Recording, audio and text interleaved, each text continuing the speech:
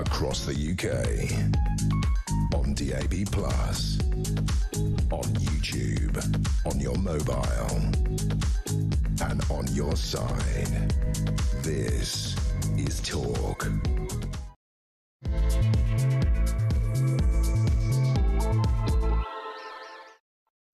And good afternoon. Yes, welcome. It is the home of common sense. As you've been hearing, and as we're going to be speaking about shortly, the Labour government have announced a 4 million quid crackdown on Islamophobia, raising free speech concerns. The initiative will define anti-Muslim hostility and appoint a czar to address the issue, aiming to improve measurement and response with helplines set to record incidents. Let me just ask you, is this just a backdoor to blasphemy laws? Details to come.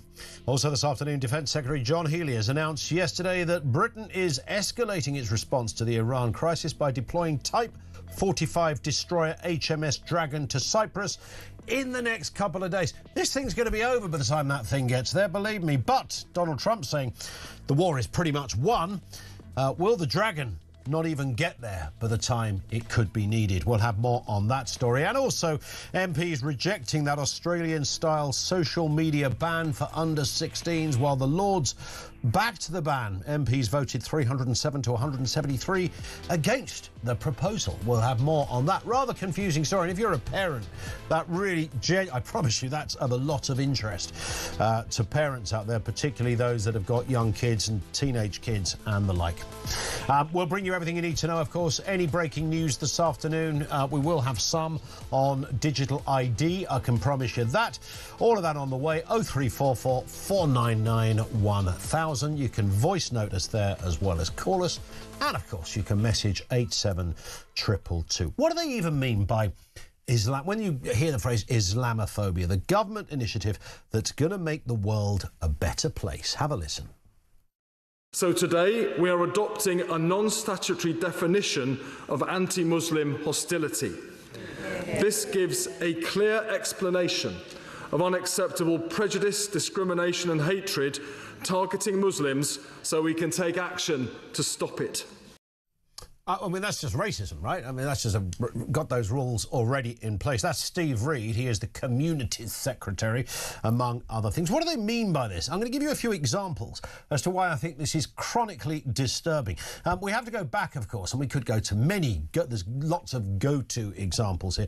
The Batley school teacher. I think that's really where I think the rot properly set in. There were many examples before that. The Batley school teacher, of course, this is a guy with his family in hiding. One of the most disturbing cases of our time, where a school teacher showed some cartoon images of a bloke called Mohammed and the entire neighbourhood lost its mind. The idea that the man had to be moved from his job and his family exiled for the rest of their life, frankly, should be front page news every single day. Think about that.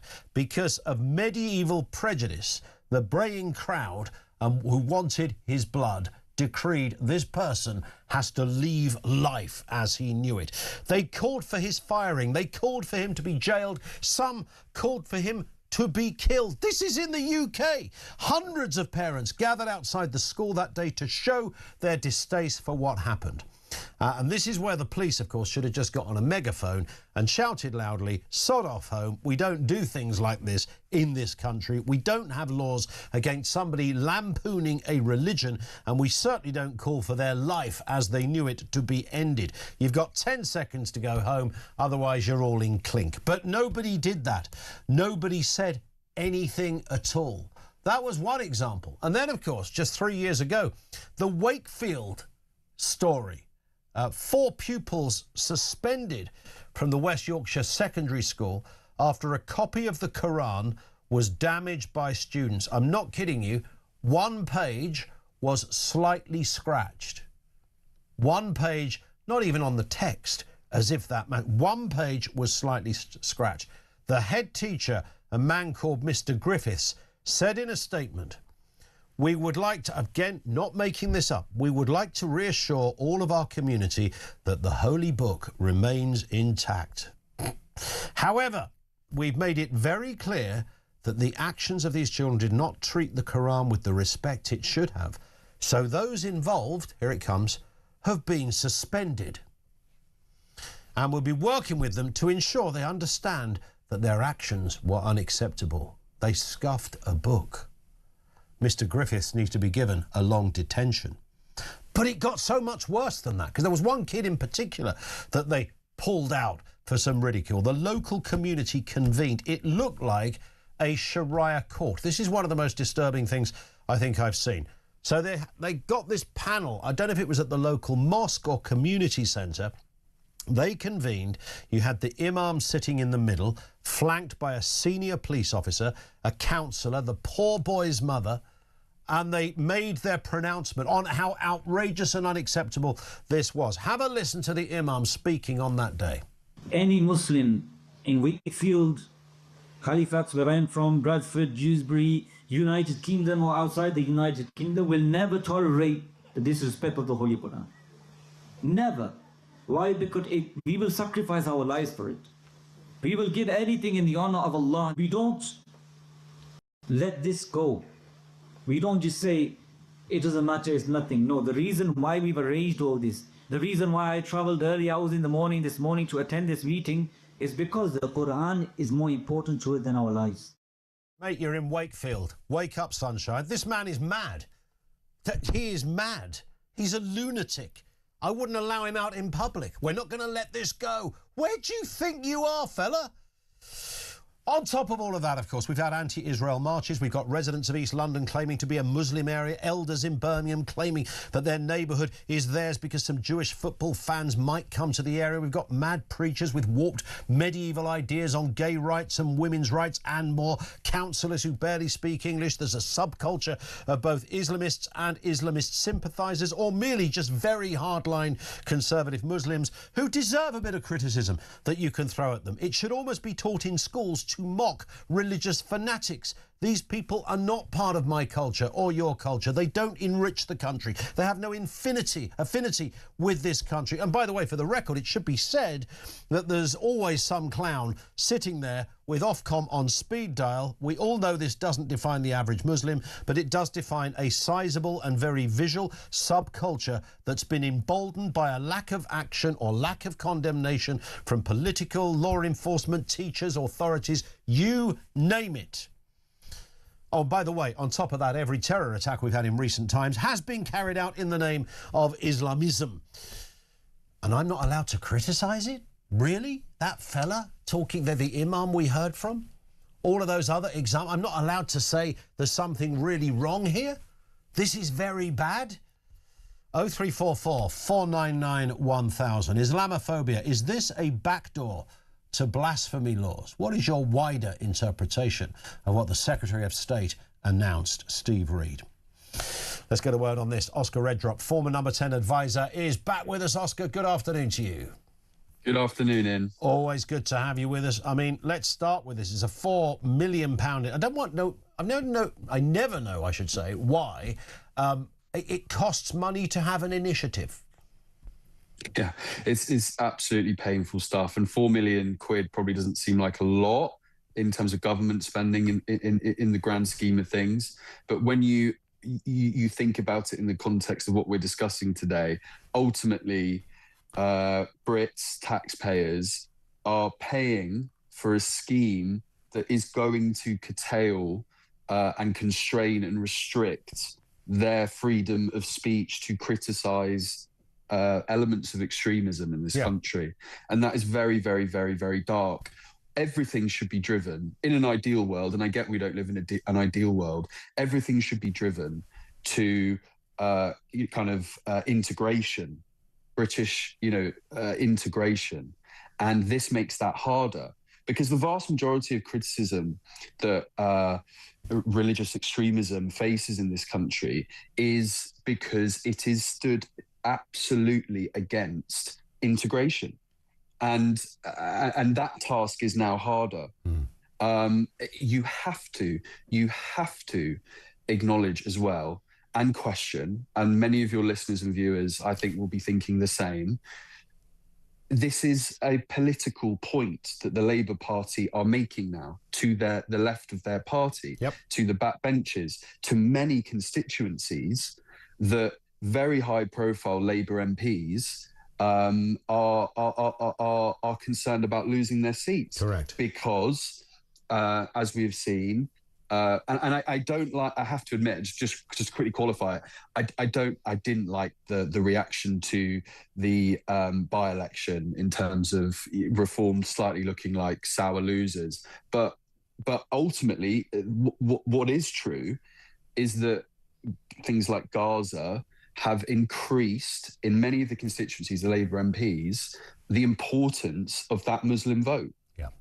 That's just a fact. And this feels very, very cynical, I would say. Yeah, 100%. I mean, I can, in the absence of any other basic logic, there could be no other interpretation other than the one that you've given. I mean, obviously, they quite like the idea of being seen as the party that is sheer. They have the monopoly. If you're on the left, you have the monopoly on being caring and decent, of course. We all should know that by now. So there's a bit of that going on. But you're absolutely right. There's a sort of a curious cultural gerrymandering, it seems, happening here, Oscar. And I would just add, by the way, that everything that Steve Reed said about physical attacks and violence and this kind of stuff, I mean, that stuff is already illegal. If you shout at somebody who happens to be brown and use the P word, that is illegal, and rightly so. And if you were to attack somebody, that's also illegal. It could just be classed as assault. It could be racially aggravated assault. All of that stuff is already illegal. So what's the deal with this new raft of measures? Yeah, quite exactly. And I think it just, there is nothing more infuriating to normal kind of people who have normal lives and are working really hard than politicians creating and making us pay for, by the way, policy over the top of policy that it already exists, in many ways. It is crazy. I think that everything points to this being big, capital P, political. And if that's what they're wasting their time doing, rather than getting on and delivering on actual priorities that this country is facing that are acute, that says an awful lot. And just lastly on it, and you painted the picture really, really clearly. We have seen examples, crazy examples, where government and state have flown off the handlebars so scarily around people criticising, and actually quite relatively, I would actually say, like, at times relatively sensitively, actually criticising the elements of extreme religious extremism in this country, and that's going to be made harder now. 100%. We're going to continue to take calls on that. Is this backdoor blasphemy laws one of the questions we're throwing out here this afternoon? Let's move to Iran, Oscar. Tehran, of course, the capital rocked by explosions last night. These were massive airstrikes, apparently more to come. Donald Trump declared the US had already won the war and promised a swift end very soon. Separately, Defence Secretary over here, John Healey, announced that Britain is escalating its response to the crisis, with HMS Dragon expected to sail for Cyprus in the next couple of days, by which time it may all be over, of course. But the question is, will it get there before then? You said it would be over soon. Are you thinking this week it will be over? No, Are you talking but soon. about days? I think soon. Okay, and with respect Very soon. Look, everything they have is gone, including their leadership. In fact, there are two levels of leadership, and even actually, as it turns out, more than that. But two levels of leadership are gone. Most people have never even heard about the leaders that they're talking about. So it's obviously been very, very powerful, very effective. There are some mixed messages here, Oscar. I know it's a war, and the fog of war, of course, does often mean that there are sometimes some contradictions. Mr. Trump has told other American politicians that there's, much more work to be done. But he's now sort of claiming that, we're almost over the line, we're over the hump, we'll be there fairly soon. It needs to be. It absolutely needs to be, because the pressures, particularly around oil, are, if that drags on for weeks and months, then it will be ultimately his own electorate, that kind of America First cohort that voted him in for a second time, that he would be in many ways betraying, actually. So if he can bring this to a swift close, then I think, if anything, America's chips on the geopolitical table increase and others like China are decreasing, and of course, obviously, Iran itself. And so, in many ways, Trump can claim, I would say, once again, claim, because there is a subjectivity in that, but Trump can certainly claim another victory on the global stage for the United States. Yeah. But it has to end soon. And what I don't like and what I don't really understand is the revisionism going on here around how Starmer's played some, strategic masterstroke, because I think people are, and I think probably quite rightly, many Brits are looking at what's going on and going, ultimately, how is this going to affect me in the cost of living and energy prices? This is making me feel incredibly nervous. Maybe it is a good thing that we didn't go all guns in blazing alongside America. Yeah. But that's not the story here. Starmer dithered and delayed. They were always going to attack. Our greatest ally asked us to use our bases, and we dithered and delayed on that. And so even countries in the region, allies in the region, obviously Cyprus included, we looked incredibly weak on that. And the other thing it's done in terms of HMS Dragon, which is and let's say, fingers crossed, this Iran situation does slow and come to an end in the next few weeks. We are so exposed in terms of our defensive capabilities. That's what the last few weeks has revealed. That's what, as a Brit, you should be concerned about ultimately. It is staggering. Well, I was just going to say, a couple of days, apparently, Oscar, this guy. I mean, how long does it take to paint a rainbow flag on the deck? Surely, they must. You'd think it'd be dry by now and ready to go. This thing better be the mother of all beasts of a ship by the time we see it on the ocean waves, as it were. We'll watch with interest. Oscar, stay with us. Oscar Redrop is with us, former number 10 advisor to Boris Johnson when he was Prime Minister. More from you as well. 0344 499 1000. You can voice note there or call, and you can drop us a message on 87222.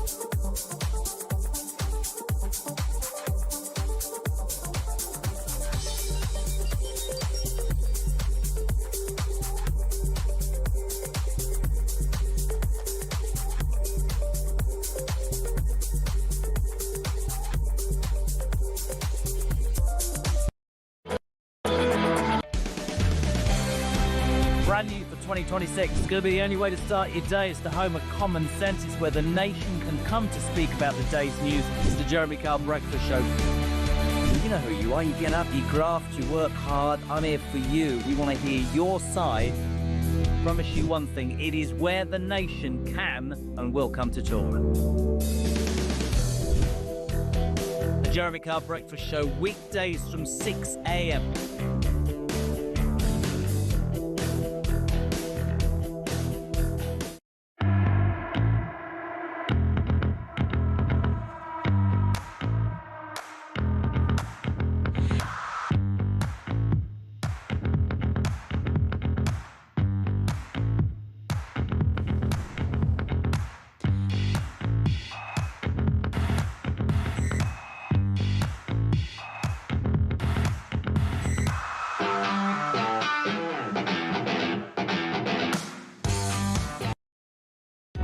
across the UK.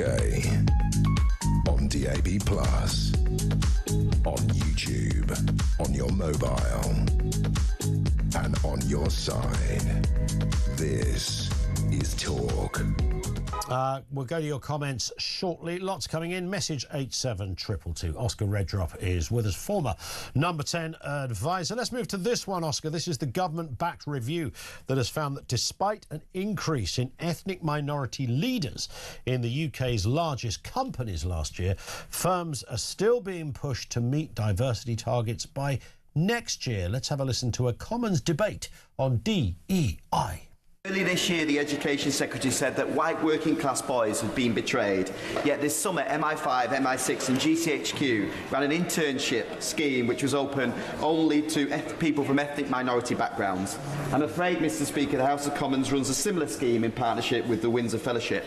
What message does the Minister think it sends to our children that some doors are closed because of the colour of their skin, particularly in the context of what she said about white working class boys? I would just gently say to him, it is right that people who serve our country in whatever form reflect the communities that they serve. These schemes are about levelling the playing field, not about creating an unfair advantage, and everybody who is given a place is done so on merit. Yeah, I'm not sure about that. Let's get a word on this from Oscar.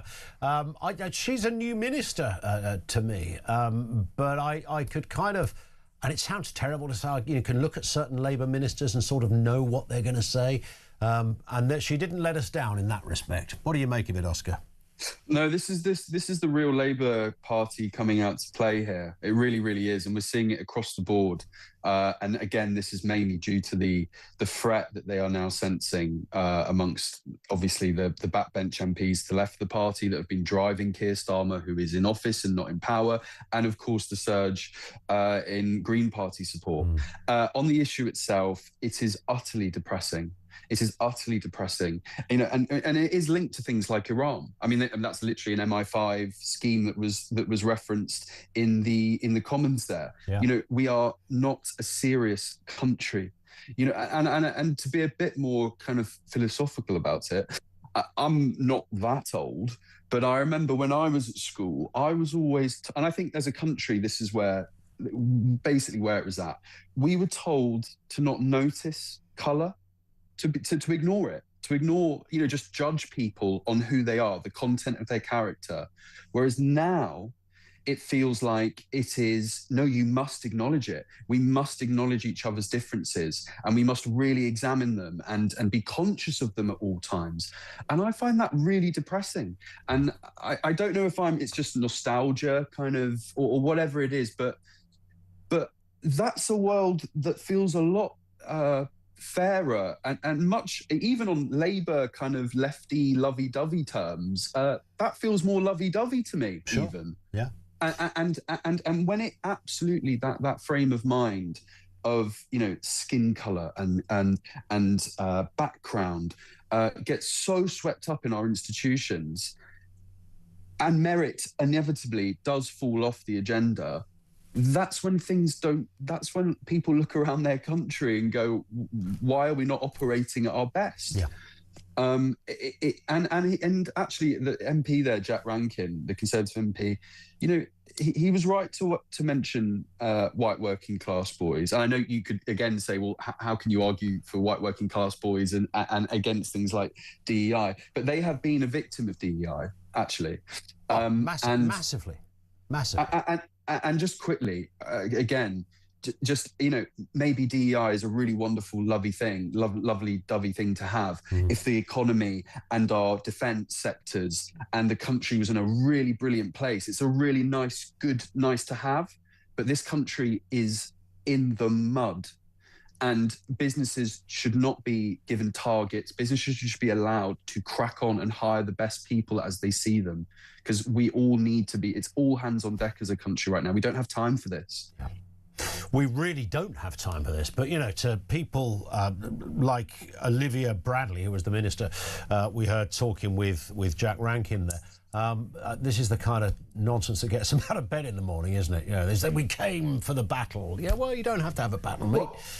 What I would say, Ian, and I don't want to guess your background or anything like that, but I think class is the thing. Basic chav-based is the answer. Basic chav. I have more time for that.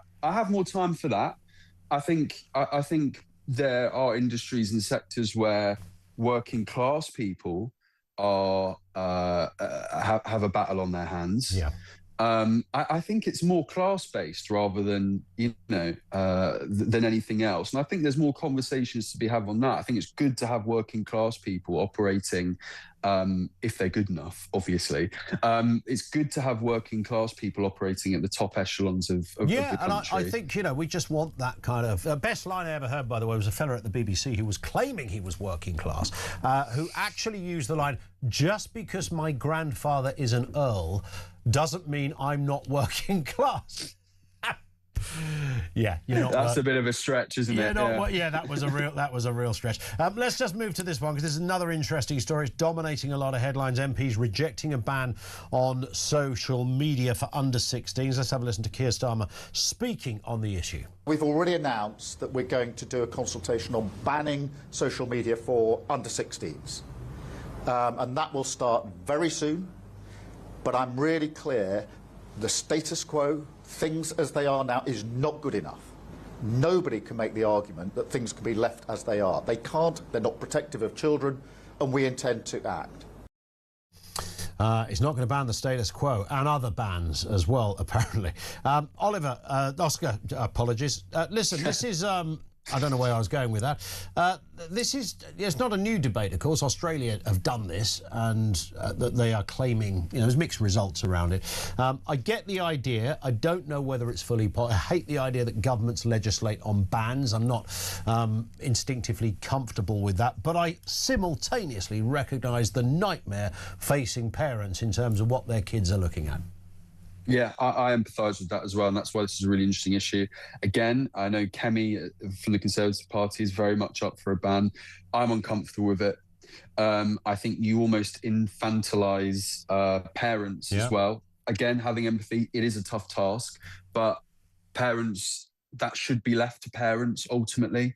And then you look at other things like, you ban it. Teenagers, kids, like they are very, very, almost by design, good at working around corners. And when you start working around those kind of corners, it goes underground, it gets darker and deeper, and it gets even worse, would be my ultimate concern. And again, when you look at this Labour government, do I believe that they leave it at that? Absolutely not. There's the point. We look at things like digital ID, and then they, and adults, then it starts becoming, and we're already seeing that. We're absolutely already seeing that. What adults can see and can't do, and say online. And so that would be my concern. That would be my concern. And and I think most people would acknowledge exactly that. It's thin end of the wedge territory, isn't it? And it sounds all great. Stop kids seeing horrible stuff. But what about the news world? What about stuff that headlines might be uncomfortable for someone? We can put that. We can hoover that into the same policy as well. It hasn't happened, and they will have to look for other ways. Parental responsibility may be a good place to start. There's a little bit of that too. Oscar, great to have you on as ever. Thank you, Oscar Redrup, former Number 10 advisor with us on the programme. Whatever you've heard there and you want to pick up on, 0344 499 1000. We will talk more about that issue of, is it blasphemy law by the back door? We're going to talk to Connie Shaw in a couple of moments as well from the Free Speech Union on this. At the beginning of the programme, I gave a bit of what I think was a fair and quite meaty list of areas of extremism that we need to keep a check on. And if I'm going to be told that anything I said there slightly falls under Steve Reed's interpretation of hate speech, then I'm going to be doing about 6 months in the scrubs by the end of the show. I'll keep you posted on that. 0344 499 1000. These new laws, is it blasphemy by the back door? Connie with us in a moment. More comment from you. 1:30. This is Talk.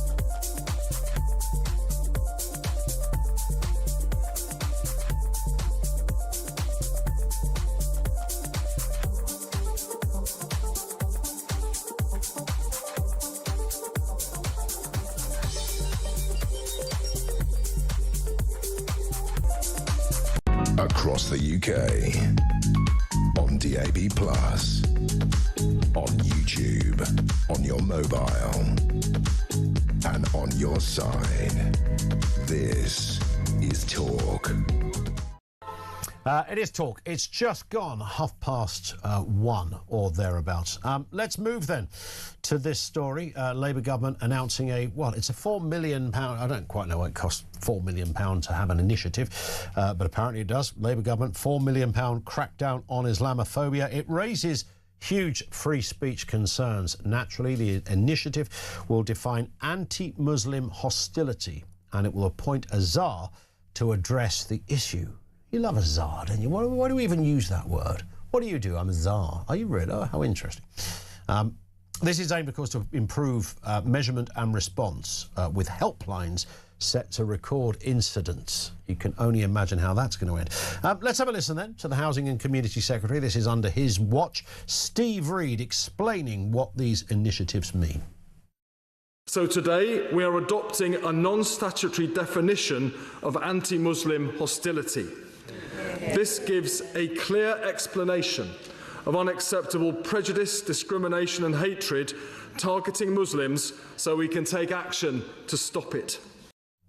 Right, Connie Shaw is with us, External Affairs Officer with the Free Speech Union. Bunch of stuff to look into on this, Connie. I mean, firstly, this is going to be the third time I've said it. We've only been on air for half an hour. Everything you just talked about is already illegal, OK? It will be violence, it will be racism, all that stuff. You don't need a new law to tackle. No. If you're going to jump on somebody because of the colour of their skin, call them the P word, kick them in the teeth, whatever, all of that's already illegal. So effectively now we do have a blasphemy law, more or less, because like you said, we already have laws to protect everyone from discrimination, whether it's for their religion or their race. Yep. As Steve Reed very clearly said there, this is a non-statutory definition. Therefore, it's not illegal to say these things under this definition, which is very vague, but it will be prohibited nonetheless. It will be like the new non-crime hate incident. That's what it's going to be. That's what I was thinking. It's so kind of in that ballpark. So it's you're not going to go to jail. No one has actually... So this is a working group that's come up with this definition, and the release of the definition has been delayed and delayed and delayed, largely, I'm pleased to say, due to the Free Speech Union's campaigning and the work of other groups. Part of it has also been to do with optics. It was meant to come out around the time when the Bondi Beach terrorist attack happened. Obviously, then that wasn't going to be great if they released it. And then after the Gorton and Denton by-election, or just before, and it was looking like you don't want to look like Labour's pandering too much to the Muslim vote, which they obviously want to get back from the Greens. They've now decided to release it. And at the beginning, it was going to be called an Islamophobia definition. They then changed it to anti-Muslim hostility to try and frame it as though that free speech people shouldn't have a concern about it. And then they ended up getting rid of the bit that conflated Islam with race, because obviously Islam isn't a race, it's an ideology, should be free to criticism by anyone.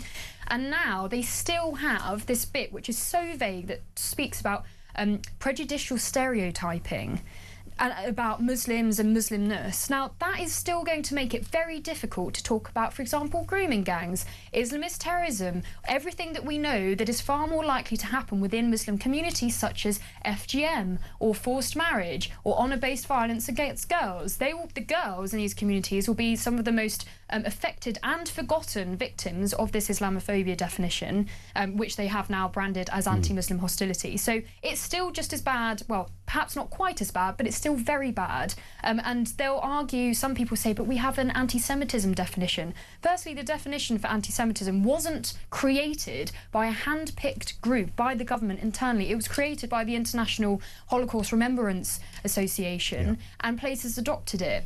It wasn't created by a hand-picked group. By the way, every member on this group that has come up with this definition has links to Islamists. I urge everyone to go and read the Free Speech Union's report into these people. How do they get around the table? I know.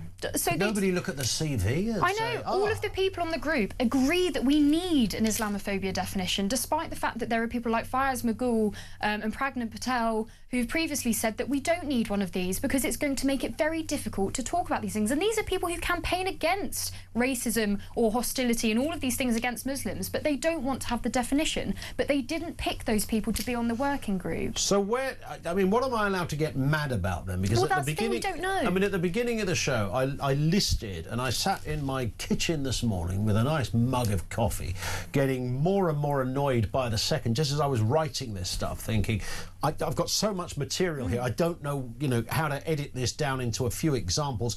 I mentioned the Batley school teacher. That's always a, poor fella's in hiding for the rest of his life because people wanted him pretty much killed because he dared to show a cartoon of a prophet or something. But then we had, and I think the Wakefield incident was much more disturbing in some respects because but what I hadn't seen, by the way, this is a kid that scuffed a Quran, right? You know the story. I hadn't actually until today seen a picture of the scuffed Quran. Yeah. I've actually seen a picture, and it was literally a little scratch on the corner of a page. I mean, this is Monty Python territory, for God's sake. And what happened after that, not only did we have the head teacher, Mr. Griffiths, hello, Mr. Griffiths, who came out and said, and this is where it all goes wrong for me. He said, we would like to reassure all of our community that the Holy Book, remains fully intact. That's good. I mean, he's talking as if, he's like the meaning this is of... before we had an Islamophobia definition. Yes, I don't think we need one, because the it's clearly Holy one that Book already operates. Thankfully, he came out to the school gates. Thankfully, the Holy Book is intact. Really? So he came out and said that. He said, however, we've made it clear that the actions of the kids did not treat the Quran with the respect it should have had. So those involved have been suspended. So the kids were suspended. But then it got so much worse because they convened what, to me, I could only do. I'm not trying to be smart saying this. It looked like a Sharia court when they had the imam there, the top cop, the counsellor, the poor mother was there, some other character pitched up, and they sat there on a stage addressing the assembled media. And it's worth having a reminder of what the imam had to say on that day. Any Muslim in Wakefield, Halifax, where I'm from, Bradford, Dewsbury, United Kingdom or outside the United Kingdom will never tolerate the disrespect of the Holy Quran. Never. Why? Because we will sacrifice our lives for it. We will give anything in the honor of Allah. We don't let this go.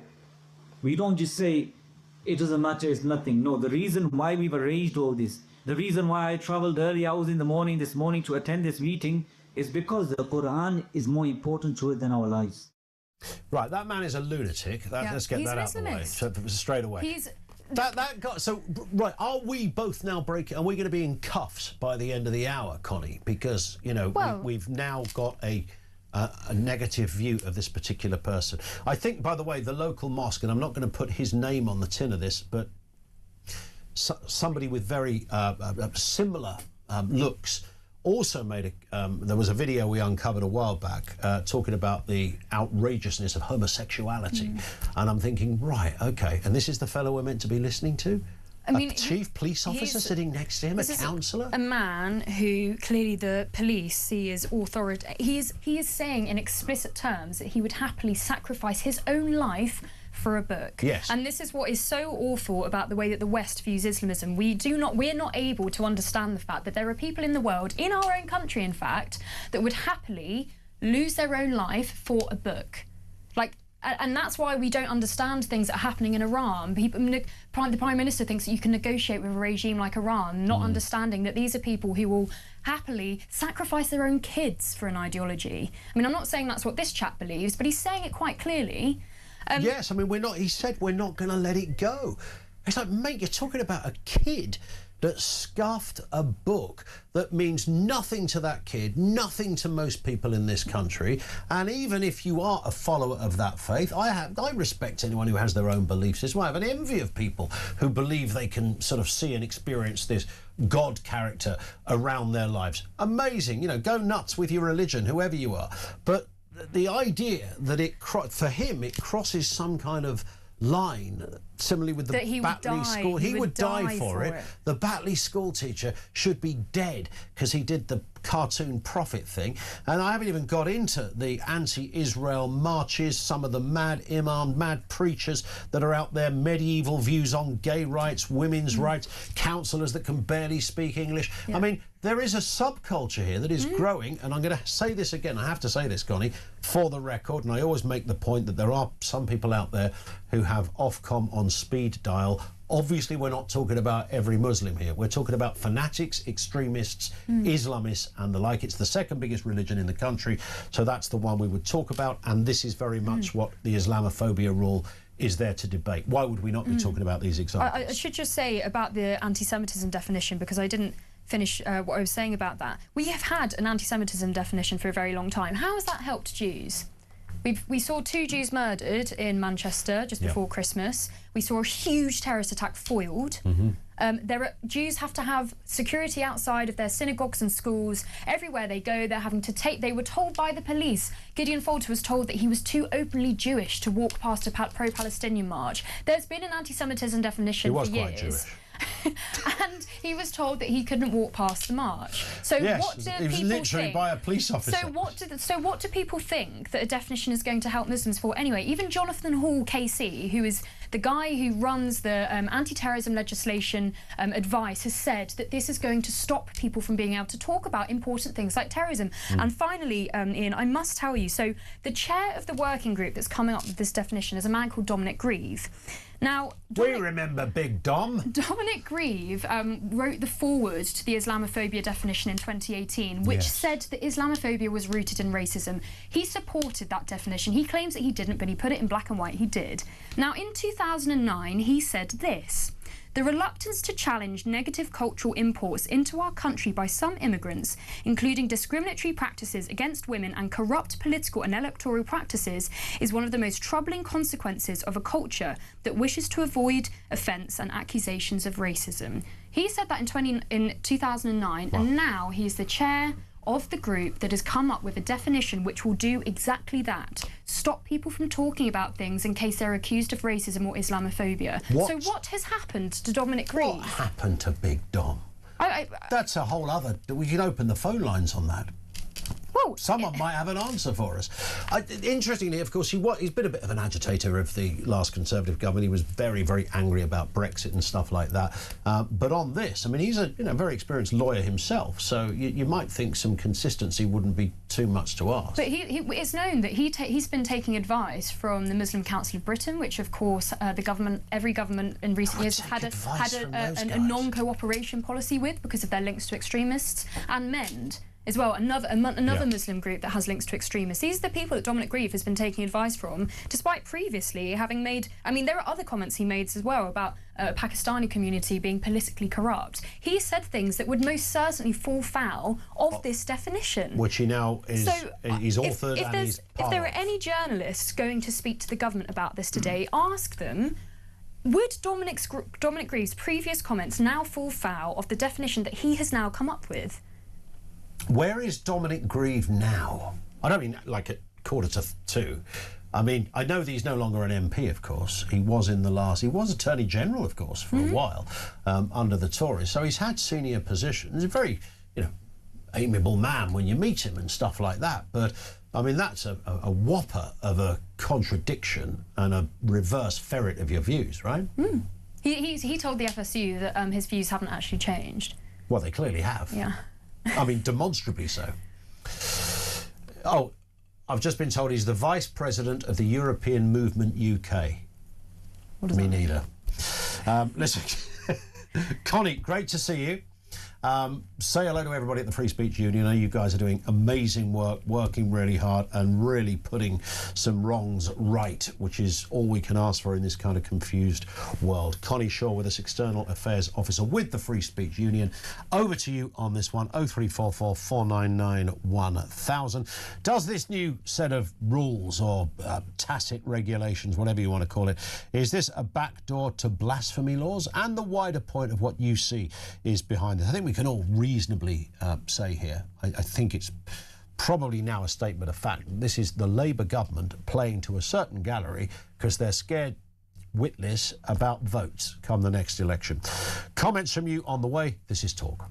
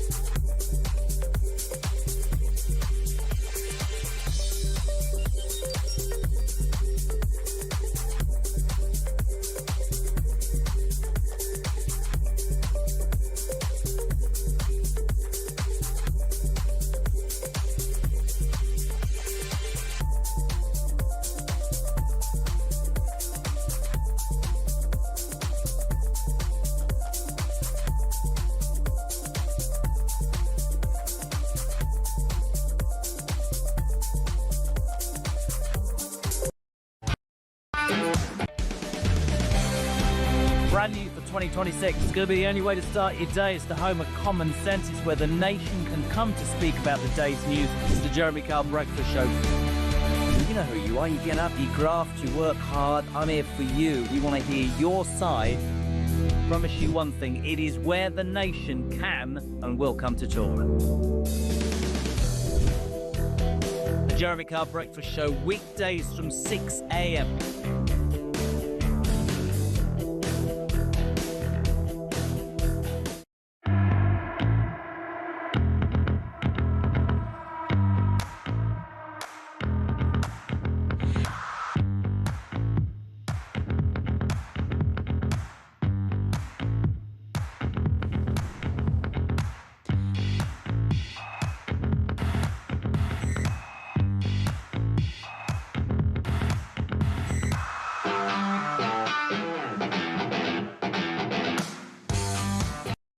Across the UK, on DAB+, on YouTube, on your mobile, and on your side. This is Talk.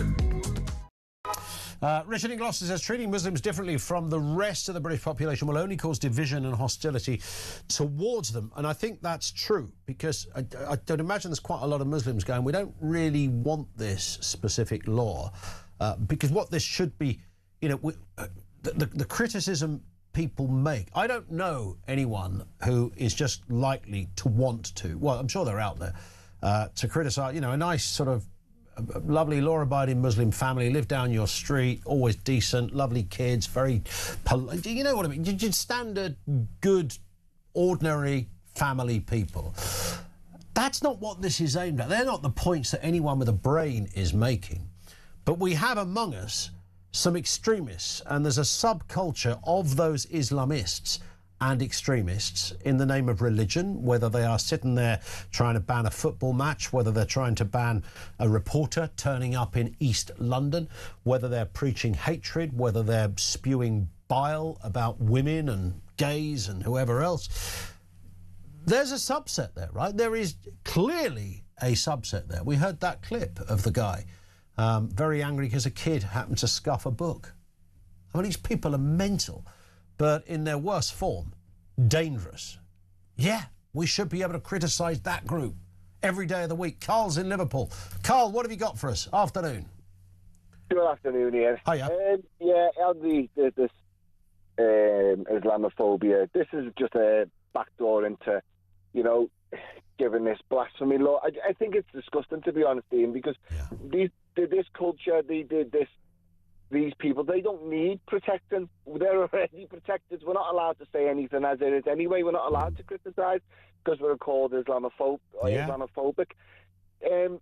Where's our law then, Ian, for British white people, for Christians? Where's ours? Where's our blasphemy law? You don't need any protection, Carl. That's the thing. Me and you are doing just fine. We don't have anything to worry about. Yeah, well, if that was, yeah, of course. But I think this is just another push towards really more of a segregation, more of the turning us against them. We're not against them. We're against a certain sect, which is the extremists. We know all Muslims aren't bad. The ones that we've had in recently on the boats or whatever, those are the ones that are committing the crimes. Those are the ones on the internet. Correct. And if you spoke like that guy that we played in the clip, who's getting very upset about a kid that scuffed a page in a book, like that guy, he wouldn't consider himself to be British. He wouldn't consider himself to be, you know, fighting for the same cultural causes as you would be. He's perfectly happy to have other people like him around him, and that's all he wants. That's what large parts of this country look like. They're segregated areas. You know, we've created ghettos. There's no social harmony between. There might not be a battle either, but there's no social harmony between different groups that splinter off in such large numbers. No, there's not, and that's the problem. You know, when people do come to this country, and a lot of it's made, you know, the claiming asylum, the running from wars. They're coming from France, for God's sake. They're not running from everywhere, and our country is being used as a safe haven for nutters and extremists and people that I mean, Ian, let's be honest. These people don't like anyone. They particularly don't like white people, British people, women. You know, it's just the whole thing is going to cause so much damage in the future, and it will cause. Well, it will. And listen, great. You speak with great passion, Carl, and thank you for starting us off on this. Really appreciate your call. I can't get my head around that Sharia court moment. I keep coming. Today is the first time I've had to re-watch it since we played it initially in a longer form, which was in February 2023. So literally just over 3 years ago when that happened. I remember at the time thinking, like the copper who's sitting there, didn't the copper think, it's a bit weird? I'm sitting here. There's a fellow going, we're not going to let this go. It's like, I think the copper would go, mate, I think you need to let it go. There's a little child here. The mother of the kid is there as well. I mean, there were people calling for harm to the child. Jill is in Cornwall on this one. Jill, what have you got for us? Afternoon. Gosh, I am so cross seeing that chap, the policeman, sat there with those two. I know. It's a bit weird, isn't it? Well, I'm trying to clean it up because but it makes me so angry to think that we're being told how we are allowed to think. Not, you know, it's got nothing to do with behaviour. It's to do with how we think. We have to. I can't like something or dislike something without someone being offended. And to see that policeman sat there with them as they were spouting off, that made me really angry. I mean, we've got a justice system in this country, or always have had it.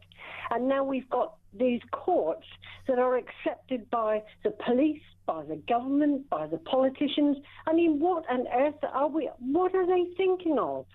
You know, I mean, this is ridiculous, absolutely ridiculous. But it does, Jill, seem to come down to Labour playing to a gallery, because there's quite genuinely, they believe there's a sizable amount of people that agree with that old nonsense, and we don't want to lose them as voters. Well, that's why they do it. I can't think of any other reason why, you know, Steve Reed and Starmer and co would be even going there. Yeah. They're complying with the fact that they have Muslim politicians in certain parts of the country, and they want to keep them because they know that they will have not only the politicians but the people who also think like the Muslim politicians, and so they're bending our laws and the way we feel in order to accept the fact that we may have a Labour government. Who gives a stuff if we have, because they're rubbish. Mm-hmm. But it doesn't matter what government we've got in, we're being told we have to accept the legal side and the law side of the Muslims and how they feel. I'm not saying that we have to sort of be hostile, but I should be allowed to like. Well, yes, something. And I don't think we're even talking anywhere near about most Muslims. I think we're just talking about an extreme subculture of people who have very, very weird ideas. I mean, anyone that was outside that school in Batley when that poor teacher had to go into hiding, and they were pretty much calling for his blood, this bloke. And I'm thinking, this is Batley where this is happening. You'd think it was somewhere in the Middle East where someone was about to be stoned to death for blasphemy. I mean, really, and nobody picked up on this. The old Bill didn't pick up on it in the area. I didn't really hear a politician, Kim Ledbetter, who is the local MP in that area. I can't think of anything she's ever said on that. And this was one of her constituents, for goodness sake. Jill, I've got to move. You've been brilliant, though. I hear the passion on so many of these calls on this one. 0344 499 1000. Dave's in London, says, this guidance that the government has released, it will cause more resentment and division. But who will get the blame for any incidents it may cause? Too many stupids in this world. You're right about that. And Becca says, It's not an irrational fear of Islam. It's the reality of seeing the terror attacks over the years and the way that the government and the police have protected this group. I hear that loud and clear, Becca. Thank you very much indeed. More comment from you. 0344 499 1000. You can message 87222. Lots more still to come. More of your comments on the way. Right now, the time is exactly 2 o'clock. Let's get the latest news headlines right here on Talk.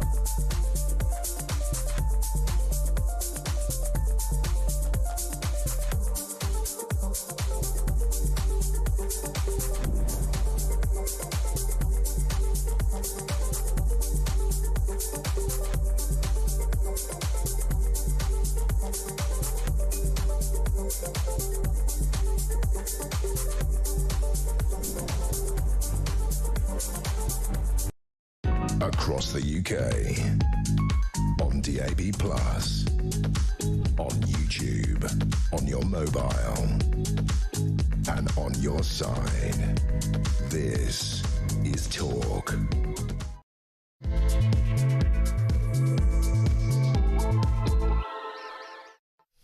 And good afternoon. Yeah, welcome back. It is the home of common sense. We are responding, and frankly, why wouldn't we be, to the Labour government announcing a 4 million quid's worth of crackdown on Islamophobia. This raises, naturally and correctly, free speech concerns. So the initiative will define anti-Muslim hostility and appoint a czar to address the issues, aimed to improve measurement and response. They will even set up helplines to record incidents. I mean, you can only imagine that's going to, someone's going to have the hump over something very innocuous and mate beyond the blower to the helm, I'm ringing the anti-Muslim helpline on you. I mean, this is kind of Orwell territory. This is nuts. And for many, many different reasons, by the way, because the basic tenets of this, if you beat somebody up and you aggravate or abuse them, that's already illegal.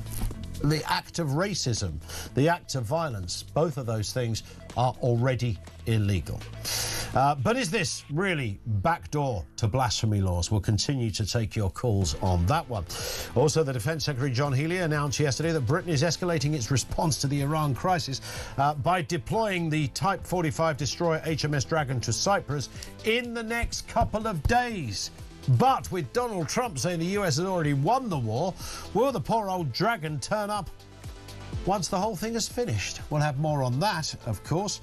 And MPs have rejected that Australian-style social media ban for under-16s. While the Lords backed the ban, MPs voted against it, 307 to 173. What is the way? What finally is the way to control social media? 0344 499 1000. I mean, the social media thing. My other half was yesterday we play a constant cat and mouse game with an iPad, trying to remove YouTube from an iPad, okay? The short answer is you can't, by the way. I mean, you can try all sorts of imaginative ways to try and get it off. You can passcode it to a degree. These are kind of quite lengthy workarounds. She ends up spending 45 minutes on the phone to Apple in America yesterday. And the guy at the end of it all said, I didn't know this. He said, I'm going to have to escalate this. So I've now escalated it just to get rid of you, or at least have the choice when it appears. Yes, you can do the family sharing. Yes, you can control some of it. But boy, are there workarounds. And I'm telling you now, a 12-year-old boy knows a workaround. Like that. I mean, I'm not kidding you. So it's a confusing picture. And that's YouTube, by the way, which is arguably the least of all the many concerns that are out there. We'll come on to that story in just a bit. Let's move to what is going on, though, in terms of the war in Iran. We know that last night, huge explosions over Tehran. This was apparently the most intense day so far. Donald Trump declared the US had already won the war and promised a swift end very soon. As I mentioned, John Healey, our Defence Secretary, has said that HMS Dragon is going to be on the way in the next couple of days. But the question is, will it get there before the war has finished? Here's Trump. You said it would be over soon. Are you thinking this week it will be over? No, Are you talking but soon. about days? I think soon. Okay, and with respect Very soon. Look, everything they have is gone, including their leadership. In fact, there are two levels of leadership, and even actually, as it turns out, more than that. But two levels of leadership are gone. Most people have never even heard about the leaders that they're talking about. So it's obviously been very, very powerful, very effective. Days, weeks, months, what are we looking at? Let's speak with defence and military analyst Simon Diggins, who often helps us out on these kind of stories. Afternoon to you, Simon. I mean, when you hear, it's very hard to keep up with the narrative of Mr. Trump, of course. He's very different to many leaders. You might hear on one interview he says, no, it's, it's over. It's, we'll be done by, about 3-ish. But then he gives a slightly more cautious warning that actually this could go on for a little bit longer. What's your assessment? A little bit like yours, Ian. Good afternoon to you and to all your listeners as well. Trying to pass Donald Trump's words is hard. I do understand that what he's trying to do is to add confusion to the picture, and people are reading that all sorts of different ways. Some are just saying that's just the way he does business, but I think he's also trying to find a kind of a happy spot space between what are kind of fundamentally different objectives. The most baseline objective that I think America's got is removal of Iran's ability to develop nuclear weapons and deliver them, i.e. the ballistic missiles, which they've been developing, some of which are powerful enough to reach Cyprus, in other words, our own sovereign base areas. And against that, as Israeli aims, which really are maximalist, which is the utter destruction of the Iranian regime. And it's quite interesting on that latter, that while Benjamin Netanyahu is a controversial figure in his own country, all the indications show that 95% of the population of Israel are completely behind him. They are quite rightly absolutely sick and tired of Iran's threats, its violence, its use of proxies. But there's a long gap between removal of a particular military capability and the total regime change. And I think that's a difficulty that he's got. And the Israelis, from time to time, as we saw with the attack on the oil depot near Tehran, are not above surprising the Americans as much as surprising the Israelis. And of course, regime change is not something Mr. Trump intends to just leave to Iran's own devices. He's made it quite clear that he wants to be involved at some level in that. Now, we can argue that that's perhaps a slightly unusual and a tricky position for someone to take, but nonetheless, that would suggest that, when the bombing is done and all the, the Ayatollahs and the mullahs are all, they're no longer, and they can unequivocally say, right, anyone involved in that last regime are all dead. That doesn't stop the problem, right? I mean, that, in many respects, is just the start. No, I think that's exactly correct analysis.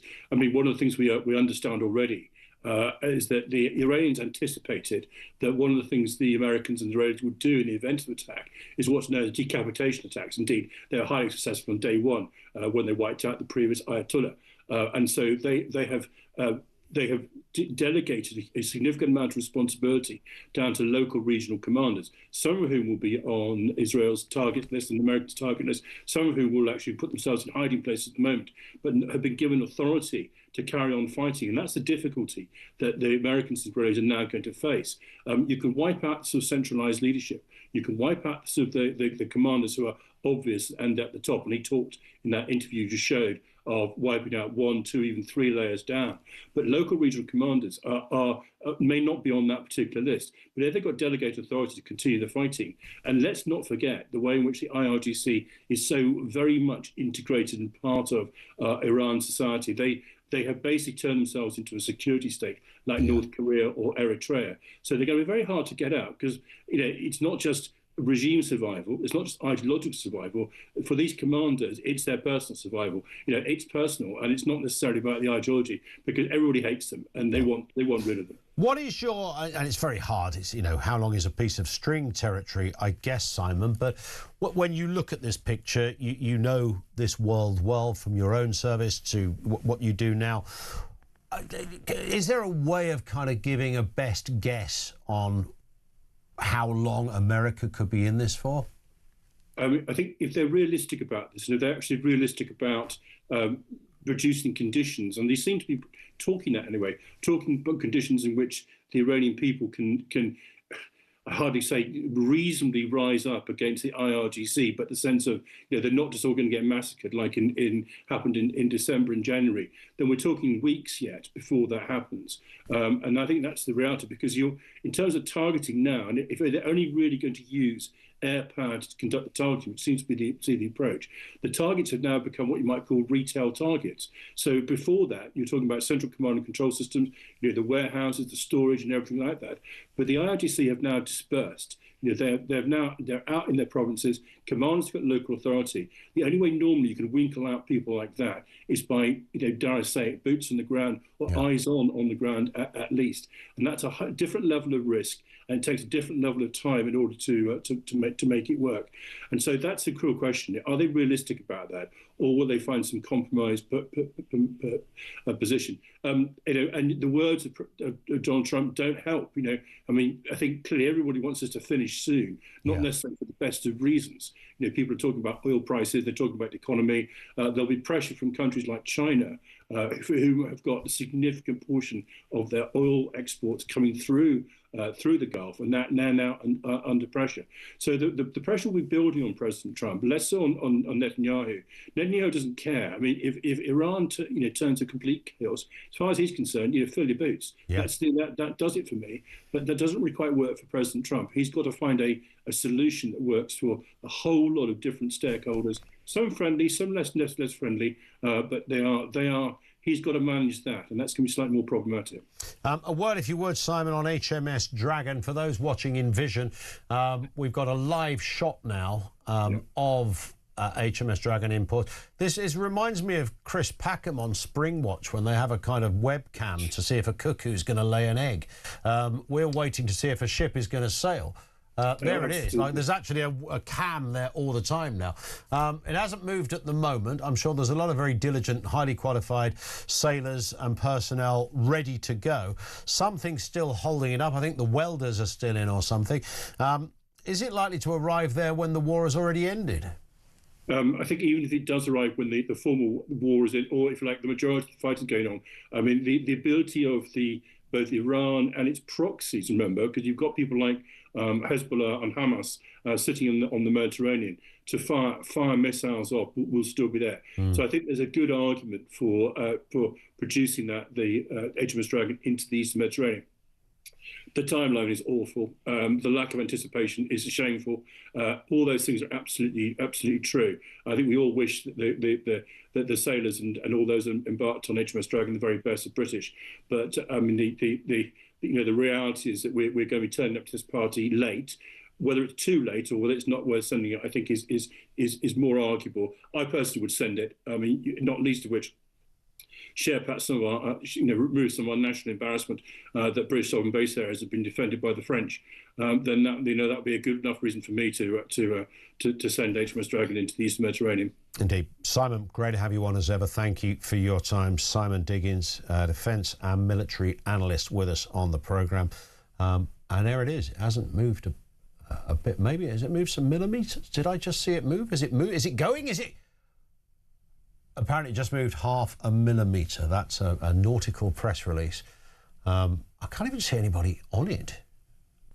And are they... I wasn't being like smart or trying to be clever when I said the welders are in there, but is that... Do we know specifically why it hasn't moved? Is it literally some welders are in there? Or are they, have they ordered some kit, like, for the kitchens or something? It's a long old trek you've got in a ship like that. I genuinely do not know what the hold-up is. But, hey, John Healy says, don't worry, boys, next couple of days it'll be on its way. Donald Trump says, next couple of days this war will be over. Which one is it? 2:15 on Talk. Gary in Spain says, Ian, can you please stop putting Starmer's face on the TV? Because every time I see him, I have the urge to kick the TV in, and it's costing me a fortune. There is that problem. Gary, just send the invoice to Finn, our producer. He's got loads of TVs. This will be Stephen in Manchester. Back to those, blasphemy by the back door. Stephen, what have you got for us? Hi. What I've got for you is that we've been repeatedly warned in history by, shall we say, seers of the race and culture. The obvious one, of course, is Enoch Powell. We must be mad, quite mad as a nation. It's like watching a nation heaping up its own funeral pyre. But we also had much further back Rudyard Kipling, the stranger within thy gate. He may seem good or kind, but you cannot feel his soul. You cannot read his mind, nor know when the gods of his far-off land may repossess his blood. And we have people like John Bagot Glob, who was a British Army officer, writing at the end of his career in the early 1960s. He wrote I managed to get the essay. It's long out of print. I got it through the interlibrary lending service from a Yorkshire library. Yeah. And in Fate of Empires, he gives the phasic decline, the same mistakes, which result in everything we're seeing today, feminization of the military and society in general, confusion over sex roles, weak and insipid responses to the virulent incoming of, feisty young men from another culture. He goes through the phases of strength to weakness and warns us how we can avoid this. We've done it time and again, and it is a crying shame to see this great nation going down the sewer. And it absolutely feels like it, doesn't it? When you put all of these stories together, and Stephen, thank you for your call, sir. Really appreciate that. When I was writing the intro, the monologue at the beginning of the show, and listing all of those kind of reasons, I deliberately didn't mention grooming gangs and deliberately didn't mention channel migration, because they are two overarching, looming narratives that should inform the very point that I was trying to make in the most graphic and indefensible, unarguable kind of way. I mean, nobody could say, well, there's not a problem there. There clearly is. And what we know about the grooming gang mentality was a pecking order where young white girls, young white trash, as they would be referred to, were seen as easy meat, easy targets. So you may want to just refer to it as basic racism in the analysis of those girls. But what it showed was a group of people who don't think they're the same as the indigenous group of people. That's not social cohesion. That is a subculture growing. Similarly with channel migration as well. I mean, the issues there are for all to see. 0344 499 1000. Apparently it can take 5 days or less for a destroyer that is in a high state of readiness to actually be ready for deployment from the dock.